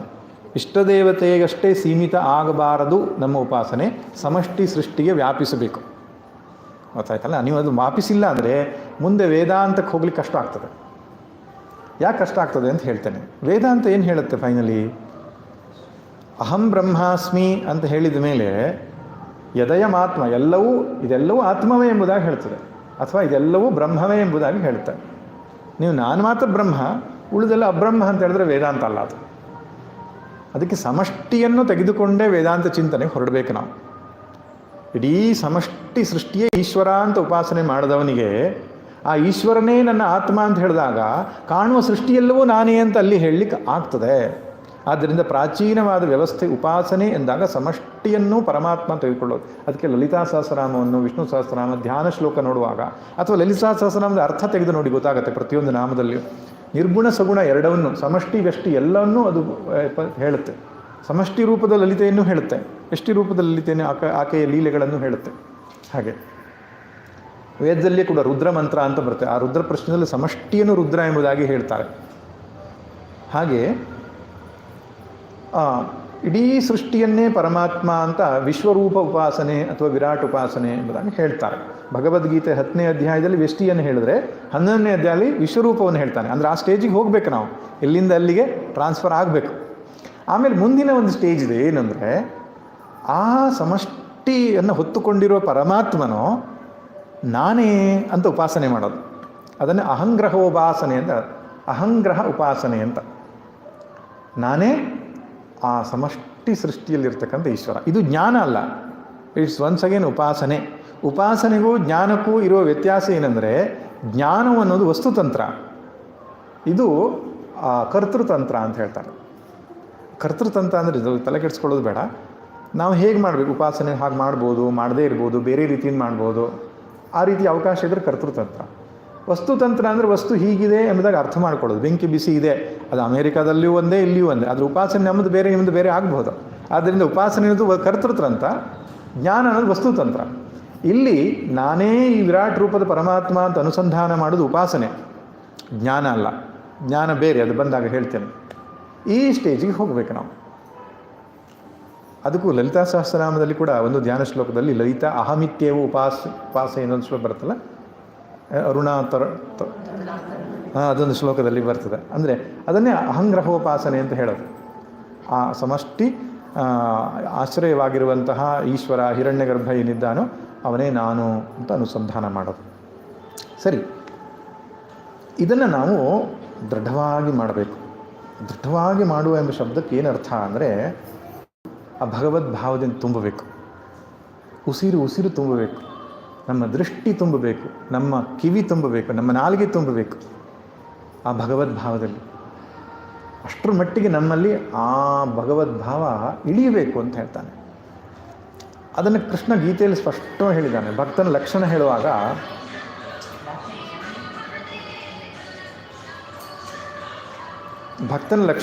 ಅವನು ಹೇಳ್ತಾನೆ, ಅದ್ವೇಷ್ಟ ಸರ್ವಭೂತಾನಾಂ ಅಂತ. ನಿಜವಾದ ಭಕ್ತನಿಗೆ ಯಾರ ಮೇಲೂ ದ್ವೇಷ ಇರಲ್ಲ ಅಂತ.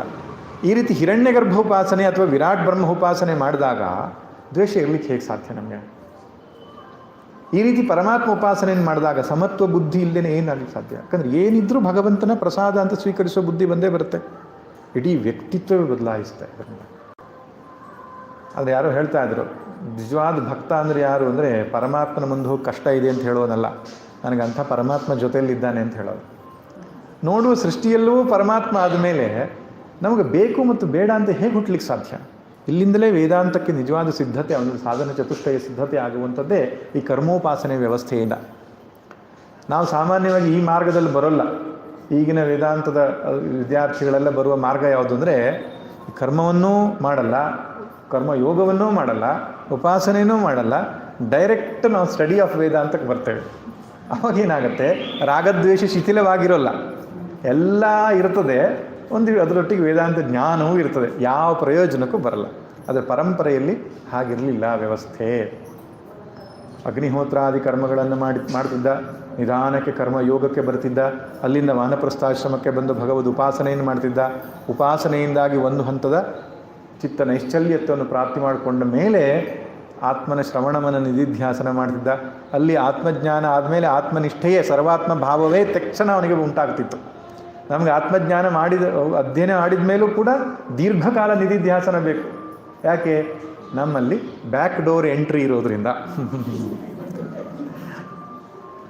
ಆದ್ದರಿಂದ ಇರಲಿ, ಅದು ತಿಳ್ಕೊಳ್ಳೋಲ್ಲ. ಉಪಾಸನೆ ಎನ್ನುವಂಥದ್ದು ನಡೀಬೇಕು. ಮೆಡಿಟೇಷನ್ ವ್ಯಷ್ಟಿ, ಸಮಷ್ಟಿ ಮತ್ತು ಅಹಂಗ್ರಹೋಪಾಸನೆಯ ರೂಪದಲ್ಲಿ ಭಗವಂತನನ್ನು ಮಾಡಿದ ಮೇಲೆ ಮುಂದಿನ ಹೆಜ್ಜೆ ಹೇಳ್ತಾರೆ ಶಂಕರರು.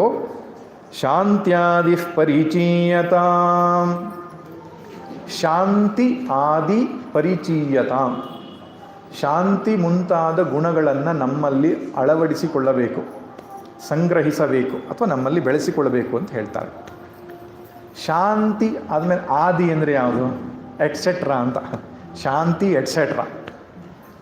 ಇದರ ಬಗ್ಗೆ ಬೃಹದಾರಣ್ಯಕ ಉಪನಿಷತ್ತಲ್ಲಿ ಬರ್ತದೆ. ಶಾಂತಿ ಆದಿ ಯಾವ್ಯಾವುದು ಬಂತು, ಮುಂದಕ್ಕೆ ಯಾವ್ಯಾವುದಿದೆ ಅಂತ ಅವರು ಬೃಹದಾರಣ್ಯಕ ಉಪನಿಷತ್ತಲ್ಲಿ ಬರ್ತಕ್ಕಂಥ ಮಂತ್ರ ನುಡಿಯೋದು. ತಸ್ಮಾದೇವಂ ವಿತ್ ಶಾಂತೋ ದಾಂತ ಉಪರತಃ ತಿತಿಕ್ಷು ಶ್ರದ್ಧಾ ವಿತ್ತತ್ಸಮಾಹಿತೋ ಭೂತ್ವ ಆತ್ಮನ್ಯೇವಾತ್ಮಾನಂ ಪಶ್ಯತಿ ಸರ್ವಮಾತ್ಮಾನಂ ಪಶ್ಯತಿ ಅಂತ ಒಂದು ಮಂತ್ರ ಬರ್ತದೆ. ಅಂದರೆ ಅದೇನು ಹೇಳುತ್ತೆ, ತಸ್ಮಾತ್ ಆದ್ದರಿಂದ ಈ ರೀತಿಯಾಗಿ ಭಗವಂತನನ್ನು ಭಜಿಸಿದವನು ಶಾಂತನು, ದಾಂತನು, ಉಪರತನು, ತಿತಿಕ್ಷುವು, ಶ್ರದ್ಧಾವಿತ್ತನು, ಶ್ರದ್ಧಾ ಎಂಬ ಸಂಪತ್ತನ್ನು ಹೊಂದಿದವನು, ಹಾಗೂ ಸಮಾಹಿತೋ ಭೂತ್ವ, ಸಮಾಹಿತನು ಆಗಿ ಆತ್ಮನಿ ಆತ್ಮಾನಂ ಪಶ್ಯತಿ, ತನ್ನೊಳಗಡೆಗೆ ಪರಮಾತ್ಮನನ್ನು ಕಾಣ್ತಾನೆ ಅಂತ. ಪರಮಾತ್ಮನನ್ನು ಕಾಣೋದಕ್ಕೆ ಇಷ್ಟು ಕ್ವಾಲಿಟಿ ಈಸ್ ರಿಕ್ವೈರ್ಡ್, ಮಸ್ಟ್. ಅದಕ್ಕೆ ಶಂಕರ ಭಗವತ್ಪಾದರು ಸಾಧನ ಚತುಷ್ಟಯದಲ್ಲಿ ಶಮಾದಿ ಷಟ್ಕ ಸಂಪತ್ತಿ ಅಂತ ಹೇಳ್ತಾರಲ್ಲ, ಅವ್ರಿಗೆ ಹೇಳಲಿಕ್ಕೆ ಆಧಾರ ಯಾವುದು? ಇದೇ ಮಂತ್ರ. ಇದರಲ್ಲಿ ಅಷ್ಟೂ ಷಟ್ಕವನ್ನು ಹೇಳಿದ್ದಾರೆ. ಶಾಂತಃ, ದಾಂತಃ, ಉಪರತಃ, ತಿತಿಕ್ಷು, ಶ್ರದ್ಧಾ, ಸಮಾಹಿತಃ. ಶಮ, ದಮ, ಉಪರತಿ, ತಿತಿಕ್ಷು, ಶ್ರದ್ಧಾ, ಸಮಾಧಾನ. So this is nothing but the result of upasana. ನೀವು ಕರ್ಮಯೋಗದಿಂದ ವಿರಕ್ತಿಯನ್ನು ಪಡೆದುಕೊಳ್ಬೋದು, ಮುಮುಕ್ಷುತ್ವ ಅದನ್ನು ಅನುಸರಿಸಿ ಬರ್ತದೆ. ಆದರೆ ಈ ಗುಣಗಳು ಕ್ಷಮಾದಿ ಷಟ್ಕ ಸಂಪತ್ತಿ ಬರೋದು ಕೇವಲ ಉಪಾಸನೆಯಿಂದ. ಕರ್ಮಯೋಗದಿಂದ ಒಂದು ಹಂತಕ್ಕೆ ಬರ್ಬೋದು, ಖಂಡಿತವಾಗಿ ಬರೋದೇ ಇಲ್ಲ ಅಂತಂದು ಹೇಳಲ್ಲ. ಆದರೆ ಉಪಾಸನೆಯಿಂದಲೇ ನಮಗೆ ಈ ಗುಣಗಳು ಬರೋದು. ಏನಿದ್ರ ಅರ್ಥ? ಶಾಂತಿ ಅಂದರೆ ಶಮ, ಮನೋನಿಗ್ರಹ, ಮನಸ್ಸು ಶಾಂತವಾಗಿರೋದು. ಮನಸ್ಸಲ್ಲಿ ರಾಗದ್ವೇಷಾದಿಗಳು, ಕಾಮಕ್ರೋಧಾದಿ ವಿಕಾರಗಳು ಇಲ್ಲದೇ ನಮ್ಮ ಹಿಡಿತದಲ್ಲಿ ಮನಸ್ಸಿರೋದು. ಒಂದು ದೃಷ್ಟಿಯಲ್ಲಿ ಹೇಳೋದಾದರೆ ಸ್ವಾಮಿ ಚಿನ್ಮಯಾನಂದರು ಹೇಳ್ತಿದ್ರು, quality of thoughts increases, quantity of thoughts reduces and direction of thoughts changes ಅಂತ ಹೇಳ್ತಿದ್ರು ಅವರು. ಕ್ವಾಲಿಟಿ ಇನ್ಕ್ರೀಸ್ ಆಗೋದಂದರೆ ಸತ್ವಗುಣ ವೃದ್ಧಿ ಆಗೋದು, ಕ್ವಾಂಟಿಟಿ ಕಡಿಮೆ ಆಗೋದು ಆಲೋಚನೆಗಳ ಸಂಖ್ಯೆ ಕಡಿಮೆ ಆಗೋದು. ಯಾವಾಗ ನೋಡಿದ್ರೂ ಆಲೋಚನೆ ತುಂಬಿಕೊಂಡಿರ್ತದೆ ನಮ್ಮ ಮನಸ್ಸು, ಅದು ಶಾಂತವಾಗೋದು. ಮತ್ತು ಆಲೋಚನೆಯ ದಿಕ್ಕು ಬದಲಾಗೋದು ಅಂತ. ಬಹಿರ್ಮುಖವಾಗಿ ಆಲೋಚಿಸ್ತಾ ಇತ್ತು, ಈಗ ಶಮೆ ಇದೆ ಅವನಿಗೆ ಅಂತ, ಶಾಂತ. ಎರಡನೇ ಇದನ್ನು ಹೇಳ್ತಾರೆ ದಾಂತಹ ಅಥವಾ ದಮ. ಇಲ್ಲಿ ಉಪನಿಷತ್ತಲ್ಲಿ ಶಂಕರ ಭಾಷ್ಯದಲ್ಲಿ ದಾಂತಹ ಅದು ಶಮೆಗೆ ಬಳಸಿದ್ದಾರೆ, ಶಾಂತಹ ಅನ್ನೋದು ದಮಗೆ ಬಳಸಿದ್ದಾರೆ ಅವರು ಶಂಕರ ಭಾಷ್ಯದಲ್ಲಿ. ಅಂದರೆ ಇಲ್ಲಿ ಶಬ್ದ ಶಾಂತಹ ದಾಂತಹ ಇದೆ. ಆದರೆ ಸಾಧನ ಚತುಷ್ಟಯದಲ್ಲಿ ಬಂದಾಗ ಶಮೆ ದಮೆ ಅಂತ, ಶಮ ದಮ ಅಂತ ಬರುತ್ತಲ್ಲ, ಅವಾಗ ಶಮ ಅಂದರೆ ಮನೋನಿಗ್ರಹ, ದಮ ಅಂದರೆ ಇಂದ್ರಿಯ ನಿಗ್ರಹ. ಇಂದ್ರಿಯವನ್ನು ನಿಗ್ರಹಿಸಿಕೊಳ್ಳುವಂಥ ಕೆಪಾಸಿಟಿ ಉಪಾಸನೆಯಿಂದ ಬರ್ತದೆ. ಉಪಾಸನೆಯಿಂದ ಮನಸ್ಸು ಶಾಂತ ಆಗ್ತದೆ, ಇಂದ್ರಿಯಗಳ ನಿಗ್ರಹ, ಇಂದ್ರಿಯಗಳ ಶಿಸ್ತಿಗೆ ಬರ್ತದೆ. ಅಲ್ಲಿ ಯಮ ಮತ್ತು ಹೇಳ್ತಾರಲ್ಲ ಏನದು, ಆಸನ, ಪ್ರಾಣಾಯಾಮ, ಪ್ರತ್ಯಾಹಾರ, ಪ್ರತ್ಯಾಹಾರದ ಸ್ಥಿತಿಯಲ್ಲೇ ಇಂದ್ರಿಯಗಳಿಗೆ ಒಂದು ಶಿಸ್ತು ತಂದುಕೊಳ್ಬೇಕಾಗ್ತದೆ. ಧ್ಯಾನಕ್ಕೆ ಹೋಗೋದಕ್ಕಿಂತ ಮುಂಚೆ ಪ್ರತ್ಯಾಹಾರ ಮಾಡಬೇಕು ನಾವು. ಈ ಪ್ರತ್ಯಾಹಾರ ಮಾಡುವಂತಹ ಕಲೆನೇ ಎಷ್ಟೋ ಜನರಿಗೆ ಗೊತ್ತಿಲ್ಲ. ಅಂದರೆ ಇಂದ್ರಿಯಗಳನ್ನು ಹದ್ದುಬಸ್ತಲ್ಲಿ ಇಟ್ಕೊಳ್ಳೋದಕ್ಕೆ ಪ್ರತ್ಯಾಹಾರ ಅಂತ ಹೇಳೋದು. ಪ್ರತಿ ಆಹಾರ, ಪ್ರತಿ ಅಂದರೆ ಒಳಗಡೆಗೆ, ಆಹಾರ ಅಂದರೆ ಎಳ್ಕೊಳ್ಳೋದು, ಇಂದ್ರಿಯಗಳನ್ನು ಒಳಗಡೆಗೆ ಎಳ್ಕೊಳ್ಳೋದಕ್ಕೆ ಹೆಸರು ಪ್ರತ್ಯಾಹಾರ ಅಂತ. ಸೊ ಆ ಇಂದ್ರಿಯಗಳನ್ನು ತನ್ನ ಹಿಡಿದಲ್ಲಿಟ್ಕೊಳ್ಳೋದು, ಶಿಸ್ತಲ್ಲಿಟ್ಕೊಳ್ಳೋದು ಅಂತ ಅರ್ಥ. ಆದ್ದರಿಂದ ಒಬ್ಬ ಉಪಾಸಕನಿಗೆ ಬರುವ ಗುಣ ಯಾವುದಪ್ಪ ಅಂದರೆ ತನ್ನ ಇಂದ್ರಿಯಗಳು ಶಿಸ್ತಿನಲ್ಲಿ ಇರ್ತವೆ. ನಾಲಿಗೆ ಎಷ್ಟು ಬೇಕೋ ಅಷ್ಟೇ ಮಾತಾಡ್ತದೆ, ಕಿವಿ ಏನು ಬೇಕೋ ಅದನ್ನೇ ಕೇಳುತ್ತೆ, ಕಣ್ಣು ಏನು ಬೇಕೋ ಅದನ್ನೇ ನೋಡುತ್ತೆ. ಈ ಪ್ರಕಾರವಾಗಿ ಇಂದ್ರಿಯದದ್ದು ಶಿಸ್ತು ಇರ್ತದೆ. ಶಮ ದಮ. ಮೂರನೇದು ಉಪರತಿ ಪ್ರಾಪ್ತಿಯಾಗ್ತದೆ ಉಪಾಸಕನಿಗೆ. ಉಪರತಿ ಎಂಬ ಶಬ್ದಕ್ಕೆ ಅರ್ಥ ಉಪ ಅಂದರೆ ಒಳಗೆ, ರತಿ ಅಂದರೆ ರಮಿಸೋದು ಅಂತ, ತನ್ನೊಳಗಡೆಗೆ ಖುಷಿಯಲ್ಲಿರೋದು ಅಂತ. ಇನ್ನರ್ ಪೀಸ್ ಆ್ಯಂಡ್ ಹ್ಯಾಪಿನೆಸ್ ಉಪಾಸಕನಿಗೆ ಸಿಗುತ್ತೆ. ಜ್ಞಾನಿಗೆ ಸಹಜವಾಗಿಯೇ ಸಿಗುತ್ತೆ, ಉಪಾಸಕನಿಗೆ ಪ್ರಯತ್ನಪೂರ್ವಕವಾಗಿ ಸಿಗುತ್ತೆ. ಇಷ್ಟೇ ವ್ಯತ್ಯಾಸ. ಒಬ್ಬ ಉಪಾಸಕನೂ ಆನಂದವಾಗಿರ್ತಾನೆ, ಜ್ಞಾನಿಯೂ ಆನಂದವಾಗಿರ್ತಾನೆ. ಹಾಗಾದರೆ ವ್ಯತ್ಯಾಸ ಏನು? ಉಪಾಸಕನಲ್ಲಿ ಪ್ರಯತ್ನ ಇದೆ, ಜ್ಞಾನಿಯಲ್ಲಿ ಯಾವ ಪ್ರಯತ್ನ ಇಲ್ಲ, ಅತ್ಯಂತ ಸಹಜವಾಗಿ. ಇಷ್ಟೇ ವ್ಯತ್ಯಾಸ. ಆದ್ದರಿಂದ ಉಪರತಿ ಎನ್ನುವಂಥದ್ದು ಉಪಾಸನೆಯ ಫಲ. ಒಳಗಡೆಯೇ ಒಂದು ಶಾಂತಿ ಸಮಾಧಾನ. ಅದಕ್ಕೆ ಇನ್ನೊಂದು ಅರ್ಥವೂ ಇದೆ ಉಪರತಿಗೆ, ಸ್ವಧರ್ಮಾನುಷ್ಠಾನಮೇವ. ಸ್ವಧರ್ಮಾನುಷ್ಠಾನ ಅಂದರೆ ತಾನಾಯಿತು ತನ್ನ ಪಾಡಾಯಿತು, ತನ್ನ ಕೆಲಸ ತಾನು ಮಾಡ್ಕೊಂಡು ಇರೋದು ಅಂತ. ಈ ಕೆಲವರಿಗೆ ಇದ್ದು ಬದ್ದದ್ದೆಲ್ಲ ಮೂಗು ತೂರಿಸೋ ಸ್ವಭಾವ ಇರ್ತದೆ. ಅವರಿಗೆ ವೇದಾಂತ ಭಾಳ ದೂರ. ಅದು ಹೋದಲ್ಲೆಲ್ಲ ಅಂದರೆ ಊರು ಸುತ್ತೋದೋ ತಿರುಗೋದೋ, ಅಲ್ಲೋಯ್ತು ಇಲ್ಲೋ ಹೊಡೆದೆ ಅವ್ರ ಮನೆ ಅದು ಎಲ್ಲ ಬಹಿರ್ಮುಖ ಚಿತ್ತ, ಅದು ಪ್ರಯೋಜನಕ್ಕೆ ಬರಲ್ಲ. ಆದ್ದರಿಂದ ಉಪರತಿ ಮೂರನೆಯ ಗುಣ. ಆಮೇಲೆ ಉಪರತಿ ತಿತಿಕ್ಷಾ. ತಿತಿಕ್ಷಾ ಅಂದರೆ ಜೀವನದ ಏರುಪೇರುಗಳನ್ನು ಸಹಿಸುವ ಕೆಪ್ಯಾಸಿಟಿ. ಅದು ಇಲ್ಲದಿದ್ದವನು ವೇದಾಂತದ ಮಾರ್ಗದಲ್ಲಿ ಹೋಗ್ಲಿಕ್ಕೆ ಸಾಧ್ಯ ಇಲ್ಲ, ಬ್ರಹ್ಮನಿಷ್ಠನಾಗ್ಲಿಕ್ಕೆ ಸಾಧ್ಯ ಇಲ್ಲ. ಸಣ್ಣ ಪುಟ್ಟ ಹೊಡೆತಗಳು ಜೀವನದಲ್ಲಿ ಬಂದಾಗಲೂ ಯಾರು ತತ್ತರಿಸ್ತಾ ಇರ್ತಾರೋ, ನಲುಗ್ತಾ ಇರ್ತಾರೋ, ಅವರು ಆ ಬ್ರಹ್ಮನಿಷ್ಠೆಯ ಹಂತ ತಲುಪಲಿಕ್ಕೆ ಸಾಧ್ಯ ಇಲ್ಲ. ಉಪಾಸಕನಿಗೆ ಅದು ಇರ್ತದೆ. ಯಾಕಂದರೆ ಉಪಾಸನೆ ದೀರ್ಘಕಾಲ ಮಾಡುವಾಗ ಎಲ್ಲ ವೈರುಧ್ಯಗಳನ್ನು ತಾಳ್ಕೊಳ್ಬೇಕಾಗ್ತದೆ. ಶಾರೀರಿಕವಾದ, ಮಾನಸಿಕವಾದ, ಪ್ರಾಪಂಚಿಕವಾದ, ಅಲ್ಲಿಯೇ ಅವನ ಸಿದ್ಧತೆ ನಡೆದಿರೋದ್ರಿಂದ ತಿತಿಕ್ಷೆ ಲಭ್ಯವಾಗ್ತದೆ ಅವನಿಗೆ. ತಿತಿಕ್ಷೆ ಅಂದರೆ ಸಹಿಸೋ ಸಾಮರ್ಥ್ಯ ಅಂತ, ಸಹನೆ ಅಂತ ಹೇಳ್ತಾರೆ, ಕ್ಷಾಂತಿ ಅಂತ ಹೇಳ್ತಾರೆ. ಆಮೇಲೆ ಶ್ರದ್ಧೆ. ಈಶ್ವರನಲ್ಲಿ, ಗುರುವಿನಲ್ಲಿ ಮತ್ತು ಶಾಸ್ತ್ರಗಳಲ್ಲಿ ಶ್ರದ್ಧೆ ಬೇಕು. ಅದು ಇಲ್ಲದಿದ್ದರೂ ಕೂಡ ವೇದಾಂತ ಕೆಲಸ ಮಾಡಲ್ಲ. ನಮಗೆ ಗುರುಗಳಾದ ಶಂಕರ ಭಗವತ್ಪಾದರು ಅದ್ವೈತವನ್ನು ಬೋಧಿಸಿದ್ದಾರೆ. ಅದ್ವೈತ ಸತ್ಯ ಅಂತ ನಾವು ಹೆಂಗೆ ನಂಬೋದು ಅಂತ ಹೇಳಿದರೆ ಅದು ನಮ್ಗೆ ಅರ್ಥ ಆಗಲ್ಲ. ಅದಕ್ಕೆ ಶಂಕರ ಭಗವತ್ಪಾದರಲ್ಲಿ ಶ್ರದ್ಧೆ ಬೇಕು, ಗುರು ಶ್ರದ್ಧೆ. ಆಮೇಲೆ ಈಶ್ವರನಲ್ಲಿ ನಮ್ಮ ಕಣ್ಣಿಗೆ ಕಾಣದಿದ್ದರೂ ಸೃಷ್ಟಿಯ ನಿಯಾಮಕನಾದ ಒಬ್ಬ ಪರಮಾತ್ಮ ಇದ್ದಾನೆ, ವೇದಗಳು ಹಾಗೆ ಹೇಳ್ತಾ ಇವೆ, ಮಹಾತ್ಮರು ಹಾಗೆ ಹೇಳ್ತಾ ಇದ್ದಾರೆ, ಆ ಕಾರಣದಿಂದ ನಾನು ನಂಬುತ್ತೇನೆ ಅನ್ನುವಂತಹ ಈಶ್ವರನಲ್ಲಿ ಶ್ರದ್ಧೆ. ಮತ್ತೊಂದು ಗುರು, ಈಶ್ವರ ಮತ್ತು ಶಾಸ್ತ್ರ. ಗುರುವಿನಲ್ಲಿ, ಶಾಸ್ತ್ರದಲ್ಲಿ. ಶಾಸ್ತ್ರ ಅಂತ ಹೇಳಿದರೆ ಉಪನಿಷತ್ತು, ಭಗವದ್ಗೀತೆ ಏನನ್ನು ಬೋಧಿಸ್ತಾ ಇದೆಯೋ ಅದು ಖಂಡಿತ ಸತ್ಯವಾದದ್ದು ಎಂಬಂಥ ಶ್ರದ್ಧೆ. ಈ ಶ್ರದ್ಧೆ ಅನ್ನೋದು ಶುದ್ಧಿಯ ಫಲ. ಅದು ಶ್ರದ್ಧೆ ಅಷ್ಟು ಸುಲಭವಾಗಿ ಸಿಗುವಂಥ ವಿಷಯ ಅಲ್ಲ. ಕರ್ಮಯೋಗ ಮತ್ತು ಉಪಾಸನೆಯ ಫಲವಾಗಿಯೇ ಅಚಲವಾದ ಶ್ರದ್ಧೆ ಭಗವಂತನಲ್ಲಿ ಬರುತ್ತೆ. ಭಗವಂತನಲ್ಲಿ, ಶಾಸ್ತ್ರಗಳಲ್ಲಿ ಸಂಶಯ ಇದೆ ಅಂದರೆ ಮನಸ್ಸಲ್ಲಿ ದೋಷ ಇದೆ ಅಂತ ಅರ್ಥ. ವಾಸ್ತವವಾಗಿ ಶ್ರದ್ಧೆ ಇದೆ ಅನ್ನೋದು ನೋಡಿ, ಮೂಢನಂಬಿಕೆ ಅಂತ ಅರ್ಥ ಅಲ್ಲ. ಶ್ರದ್ಧೆ ಇಸ್ ಡಿಫರೆಂಟ್. ಶ್ರದ್ಧೆಯಲ್ಲಿ ತರ್ಕ ಇದೆ, ಲಾಜಿಕಲ್ ಏನದು ಅದು ಡಿಸ್ಕಷನ್ ಇದೆ, ಅದರಲ್ಲಿ ಸುಮ್ಮನೆ ಒಪ್ಪಿಕೊಳ್ಳೋದಿಲ್ಲ. ಆದರೆ ಸರಿಯಾಗಿ ವಿಚಾರ ಮಾಡುವ ಸಾಮರ್ಥ್ಯ ಇರೋದರಿಂದ ಸರಿಯಾದದನ್ನು ಒಪ್ಪಿಕೊಳ್ಳುವಂತಹ ಒಂದು ಧೈರ್ಯವು ಅವನಲ್ಲಿ ಇರ್ತದೆ. ಮೂಢನಂಬಿಕೆ ಅಂದರೆ ವಿಚಾರ ಮಾಡದೆ ಒಪ್ಪಿಕೊಳ್ಳೋದು. ಶಾಸ್ತ್ರಗಳು ಹಾಗೆ ಹೇಳೋದ, ವಿಚಾರ ಮಾಡದೆ ಒಪ್ಕೊ ಅಂತ ಹೇಳೋದು. ವಿಚಾರ ಮಾಡು, ಆದರೆ ಮಾಡಿದ ಮೇಲೆ ಸತ್ಯ ಅಂತ ಅನಿಸಿದ್ರೆ ಒಪ್ಕೋದಂತ. ಅವನಿಗೆ ಒಪ್ಕೊಳ್ಳಿಕ್ಕೂ ಆಗಲ್ಲ ಈ ಸಂಶಯಗ್ರಸ್ತನಿಗೆ. ಸರಿಯಾಗಿ ಬಿಡಿಸಿ ಕೃಷ್ಣ ಹೇಳಿದ ಮೇಲೂ ಭಗವದ್ಗೀತೆ ಕೊನೆಗೆ ಹೇಳ್ತಾನೆ. ಆದರೂ ಕೆಲವರಿಗೆ ಸಂಶಯ ಇರುತ್ತಪ್ಪ, ಇಷ್ಟು ಪದೇ ಅದನ್ನೇ ಹೇಳ್ತಿದ್ದಾನೆ, ಕರ್ಮಯೋಗದಿಂದ ನೀವು ಉದ್ಧಾರ ಆಗುತ್ತೆ ಅಂತ. ಆದರೂ ಕೆಲವರಿಗೆ ಸಂಶಯ ಇರುತ್ತೆ ಅಂತ ಹೇಳ್ತಾನೆ. ಅದು ಚಿತ್ತ ಅಶುದ್ಧಿಯ ಫಲ. ಇನ್ನು ಸಮಾಹಿತ ಚಿತ್ತ. ಸಮಾಹಿತ ಅಂದರೆ ಫೋಕಸಿಂಗ್ ಕೆಪ್ಯಾಸಿಟಿ,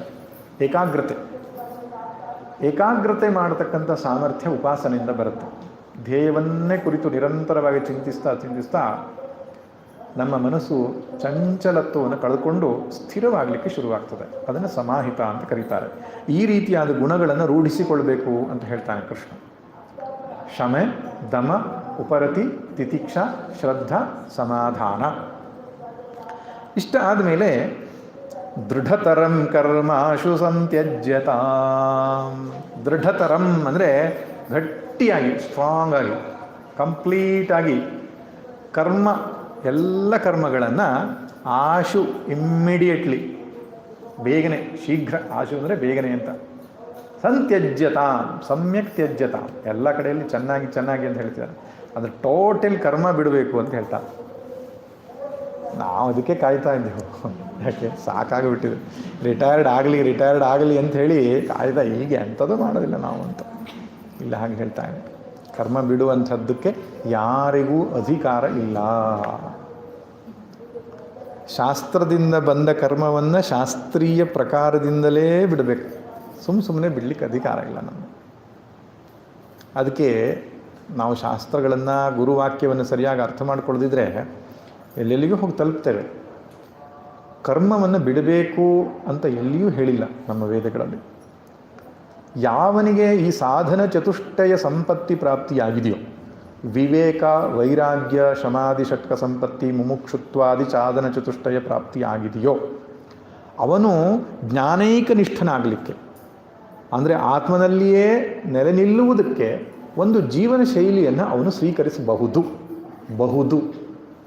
ಬೇಕು ಅಂತಿಲ್ಲ, ಬಹುದು. ಅದಕ್ಕೆ ಹೆಸರು ಸನ್ಯಾಸ. ಸನ್ಯಾಸದ ಉದ್ದೇಶ ಏನು? ಆತ್ಮೈಕ ನಿಷ್ಠನಾಗಲಿಕ್ಕೆ ಅಥವಾ ಆತ್ಮನಲ್ಲಿ ನೆಲೆ ನಿಲ್ಲುವುದಕ್ಕೆ ಒಂದು ವಿಶಿಷ್ಟವಾದ ಜೀವನ ಶೈಲಿ ಅದು ಅಷ್ಟೆ. ಗೃಹಸ್ಥಾಶ್ರಮದಲ್ಲಿ ಇದ್ದುಕೊಂಡೇ ಆತ್ಮನಿಷ್ಠೆಯನ್ನು ಪಡೀಲಿಕ್ಕೆ ಆಗೋದಿಲ್ಲ ಅಂತ ಎಲ್ಲೂ ಹೇಳಲಿಲ್ಲ. ಕೃಷ್ಣ ಪದೇ ಗೃಹಸ್ಥಾಶ್ರಮದಲ್ಲಿ ಇದ್ದುಕೊಂಡೇ ಜ್ಞಾನಿ ಆಗು ಅಂತ ಹೇಳಿದ್ದಾನೆ. ಅವನು ಸನ್ಯಾಸಕ್ಕೆ ಒತ್ತು ಕೊಟ್ಟಿಲ್ಲ. ಆದರೆ ಉಪನಿಷತ್ತುಗಳಲ್ಲಿ ಸನ್ಯಾಸ ಏವ ಅತ್ಯರೇಚಯತ್, ಸನ್ಯಾಸವೇ ಶ್ರೇಷ್ಠ ಅಂತ ಹೇಳಿದ್ದಾರೆ. ಶಂಕರ ಭಗವತ್ಪಾದರು ಅದನ್ನು ಎತ್ತಿ ಹಿಡಿತಾರೆ. ಸನ್ಯಾಸ ಅಂತ ಹೇಳಿದ್ರೇನು? ಯಾವ ಜವಾಬ್ದಾರಿ ಇಲ್ಲ. ವೈದಿಕ, ಲೌಕಿಕ ಆದ ಜವಾಬ್ದಾರಿಗಳು ಎಲ್ಲವನ್ನು ಬಿಟ್ಟು ಆತ್ಮಾನುಸಂಧಾನವನ್ನೇ ಜೀವನದ ಪ್ರಮುಖ ಗುರಿಯಾಗಿಟ್ಟುಕೊಂಡು ಯಾವನ ಬದುಕನ್ನು ನಡೆಸ್ತಾನೋ ಅವನು ಸನ್ಯಾಸಿ. ವಿಹಿತಾನಾಂ ಕರ್ಮಣಾಂ ವಿಧಿನಾ ಪರಿತ್ಯಾಗ ಸನ್ಯಾಸ. ಸನ್ಯಾಸ, ಸಮ್ಯಕ್ ಅಂದರೆ ಚೆನ್ನಾಗಿ, ನ್ಯಾಸ ಅಂದರೆ ಇಡೋದು, ಬದಿಗೆ ಸರಿಸೋದು ಅಂತ. ಚೆನ್ನಾಗಿ ಬದಿ ಸರಿಸೋದು ಯಾವುದನ್ನು? ಕರ್ಮಗಳನ್ನು. ಚೆನ್ನಾಗಿ ಅನ್ನೋ ಶಬ್ದಕ್ಕೆ ಅರ್ಥ ಏನು? ವಿಧಿವತ್ತಾಗಿ ಅಂತ ಅರ್ಥ. ವಿಧಿವತ್ತಾಗಿ ಕರ್ಮಗಳನ್ನು ಬದಿಗಿಡೋದು. ಅದಕ್ಕೆ ನಾನೀಗ ಸಾಧನೆ ಮಾರ್ಗಕ್ಕೆ ಬಂದುಬಿಟ್ಟಿದ್ದೇನೆ. ಸಂಧ್ಯಾ ವಂದನೆ ಬಿಟ್ಟಿದ್ದೇನೆ, ಪೂಜೆ ಬಿಟ್ಟಿದ್ದೇನೆ, ನಾನು ಭಜನೆ ಮಾಡೋದು ಬಿಟ್ಟಿದ್ದೇನೆ. ಎಲ್ಲ ಬಿಟ್ಬಿಟ್ಟು ಶ್ರಾದ್ದಾಗಿದ್ದೆಲ್ಲ ಮಾಡಲ್ಲ ನಮ್ಮ ಮನೆಯಲ್ಲಿ ನಾವು. ಯಾಕೆ? ನಾವು ಜ್ಞಾನ ಯೋಗಕ್ಕೆ ಬಂದುಬಿಟ್ಟಿದ್ದೇವೆ ಅಂತ. ಹಾಗೆ ಬಿಡಲಿಕ್ಕೆ ಅಧಿಕಾರ ಇಲ್ಲ. ಕೃಷ್ಣ ಸ್ವತಃ ಸಂಧ್ಯಾವಂದನೆ ಮಾಡ್ತಾ ಇದ್ದ, ರಾಮ ಸ್ವತಃ ಸಂಧ್ಯಾವಂದನೆ ಮಾಡ್ತಾ ಇದ್ದ. ಕೌಸಲ್ಯ ಸುಪ್ರಜಾ ಪೂರ್ವ ಸಂಧ್ಯಾ ಪ್ರವರ್ತತೆ. ಸೀತಾದೇವಿ ಕೂಡ ಸಂಧ್ಯಾವಂದನೆ ಮಾಡ್ತಾ ಇದ್ಲು ಅಂತ ಬರ್ತದೆ. ಅದ್ರ ಜನಿವಾರ ಇತ್ತು, ಅದೆಲ್ಲ ಕೇಳಲಿಕ್ಕೆ ಹೋಗ್ಬಿಡಿ. ಸಂಧ್ಯಾವಂದನೆ ಅಂದರೆ ಸಂಧ್ಯಾಕಾಲದಲ್ಲಿ ಭಗವಂತನನ್ನು ಭಜಿಸೋದು, ಸ್ತ್ರೀಯರಾಗಲಿ ಪುರುಷರಾಗಲಿ. ನಿತ್ಯಕರ್ಮ ಎಂಬುದಾಗಿ ಶಾಸ್ತ್ರ ಹೇಳುತ್ತೆ. ಸ್ನಾನ, ಜಪ, ಪೂಜೆ ಮುಂತಾದವು ನಿತ್ಯಕರ್ಮಗಳು. ಅದನ್ನು ಯಾವ ಕಾರಣಕ್ಕೂ ಬಿಡಬಾರ್ದು. ಗಂಡಸರ ಕರ್ತವ್ಯ ಕರ್ಮಗಳು, ಹೆಂಗಸರಿಗೆ ಕರ್ತವ್ಯ ಕರ್ಮಗಳು ಅಂತ ಏನಿದೆಯೋ ಅದನ್ನು ಬಿಡೋದಕ್ಕೆ ಅಧಿಕಾರ ಇಲ್ಲ. ಬಿಡೋದಾದರೆ ವಿಧಿವತ್ತಾಗಿ ಬಿಡಬೇಕು. ಇಲ್ಲಿ ಶಂಕರ ಭಗವತ್ಪಾದರು ಈ ಪಕ್ಷವನ್ನು ವಹಿಸಿದ್ದಾರೆ. ಯಾವ ಪಕ್ಷವನ್ನು? ಸನ್ಯಾಸ ಮಾಡಿದರೆ ಉತ್ತಮ ಅಂತ. ಯಾಕಂದರೆ ಅವನ ಎಲ್ಲ ಸಮಯಗಳು ಬೇರೆ ಜವಾಬ್ದಾರಿ, ಬೇರೆ ಚಿಂತನೆ, ಬೇರೆ ಸಂಪರ್ಕಗಳಿಲ್ಲದೆ ಅಧ್ಯಾತ್ಮ ಚಿಂತನೆಗಾಗಿ ತನ್ನನ್ನು ಸಮರ್ಪಿಸಿಕೊಳ್ಳಬಹುದು ಅಂತ. ಇವತ್ತಿನ ಸನ್ಯಾಸ ಆ ರೀತಿ ಇಲ್ಲ, ಆದರೆ ಹಿಂದಿನ ಸನ್ಯಾಸ ಹಾಗಿತ್ತು. ಸನ್ಯಾಸ ಆದ ತಕ್ಷಣ ಅವರು ಪಾರಿವ್ರಾಜ್ಯ ಜೀವನವನ್ನು ನಡೆಸ್ತಾ ಇರ್ತಾರೆ. ಸನ್ಯಾಸಿಗೆ ಇನ್ನೊಂದು ಹೆಸರು ಪರಿವ್ರಾಜಕ ಅಂತ. ಸನ್ಯಾಸಕ್ಕೆ ಪಾರಿವ್ರಾಜ್ಯ ಅಂತಲೂ ಕರೀತಾರೆ. ಅಂದರೆ ಚಲಿಸ್ತಾ ಇರುವುದು ಅಂತ.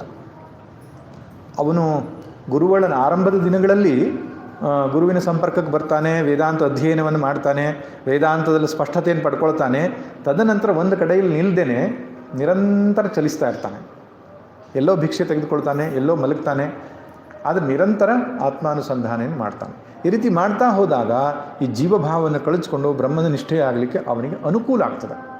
ಈ ಕಾನ್ಸೆಪ್ಟನ್ನು ನಾವು ಕರೆಕ್ಟಾಗಿ ಇಟ್ಟುಕೊಂಡು ಗೃಹಸ್ಥಾಶ್ರಮದಲ್ಲಿದ್ದರೂ ಕೂಡ ಅಥವಾ ಯಾವುದೇ ಆಶ್ರಮ ವ್ಯವಸ್ಥೆ ಒಳಗಡೆಗಿದ್ದರೂ ಕೂಡ ನಾವು ಜ್ಞಾನೇಕ ಪರರಾಗಬೇಕು ಅನ್ನೋದು ನಮಗೆ ಗೊತ್ತಿದ್ರೆ, ನಿರಂತರ ಆತ್ಮಾನುಸಂಧಾನದಲ್ಲಿಯೇ ಇದ್ದರೆ ಸನ್ಯಾಸದ ಕಾರ್ಯ ಅದು ಪೂರ್ಣ ಆಯಿತು ಅಂತ. ಬರೀ ದಂಡಕಮಂಡಲಗಾದಿಗಳನ್ನು ಹಿಡ್ಕೊಂಡು ಜ್ಞಾನ ಇಲ್ಲದೆ ತಿರುಗಿದ್ರೆ ಏನು ಪ್ರಯೋಜನ ಇಲ್ಲ. ಆದ್ದರಿಂದ ಇಲ್ಲಿ ಹೇಳ್ತಾರೆ, ಸಾಧನ ಚತುಷ್ಟಯದ ಹಂತಕ್ಕೆ ಬಂದ ಮೇಲೆ ಕರ್ಮವನ್ನು ಸಂಪೂರ್ಣವಾಗಿ ಬಿಡಬೇಕು. ಇಲ್ಲಿ ಕರ್ಮ ಬಿಡಬೇಕು ಎನ್ನುವ ಶಬ್ದಕ್ಕೆ ಸರಿಯಾಗಿ ಅರ್ಥ ಮಾಡ್ಕೊಳ್ಬೇಕು, ವಿಧಿವತ್ತಾಗಿ ಬಿಡಬೇಕು.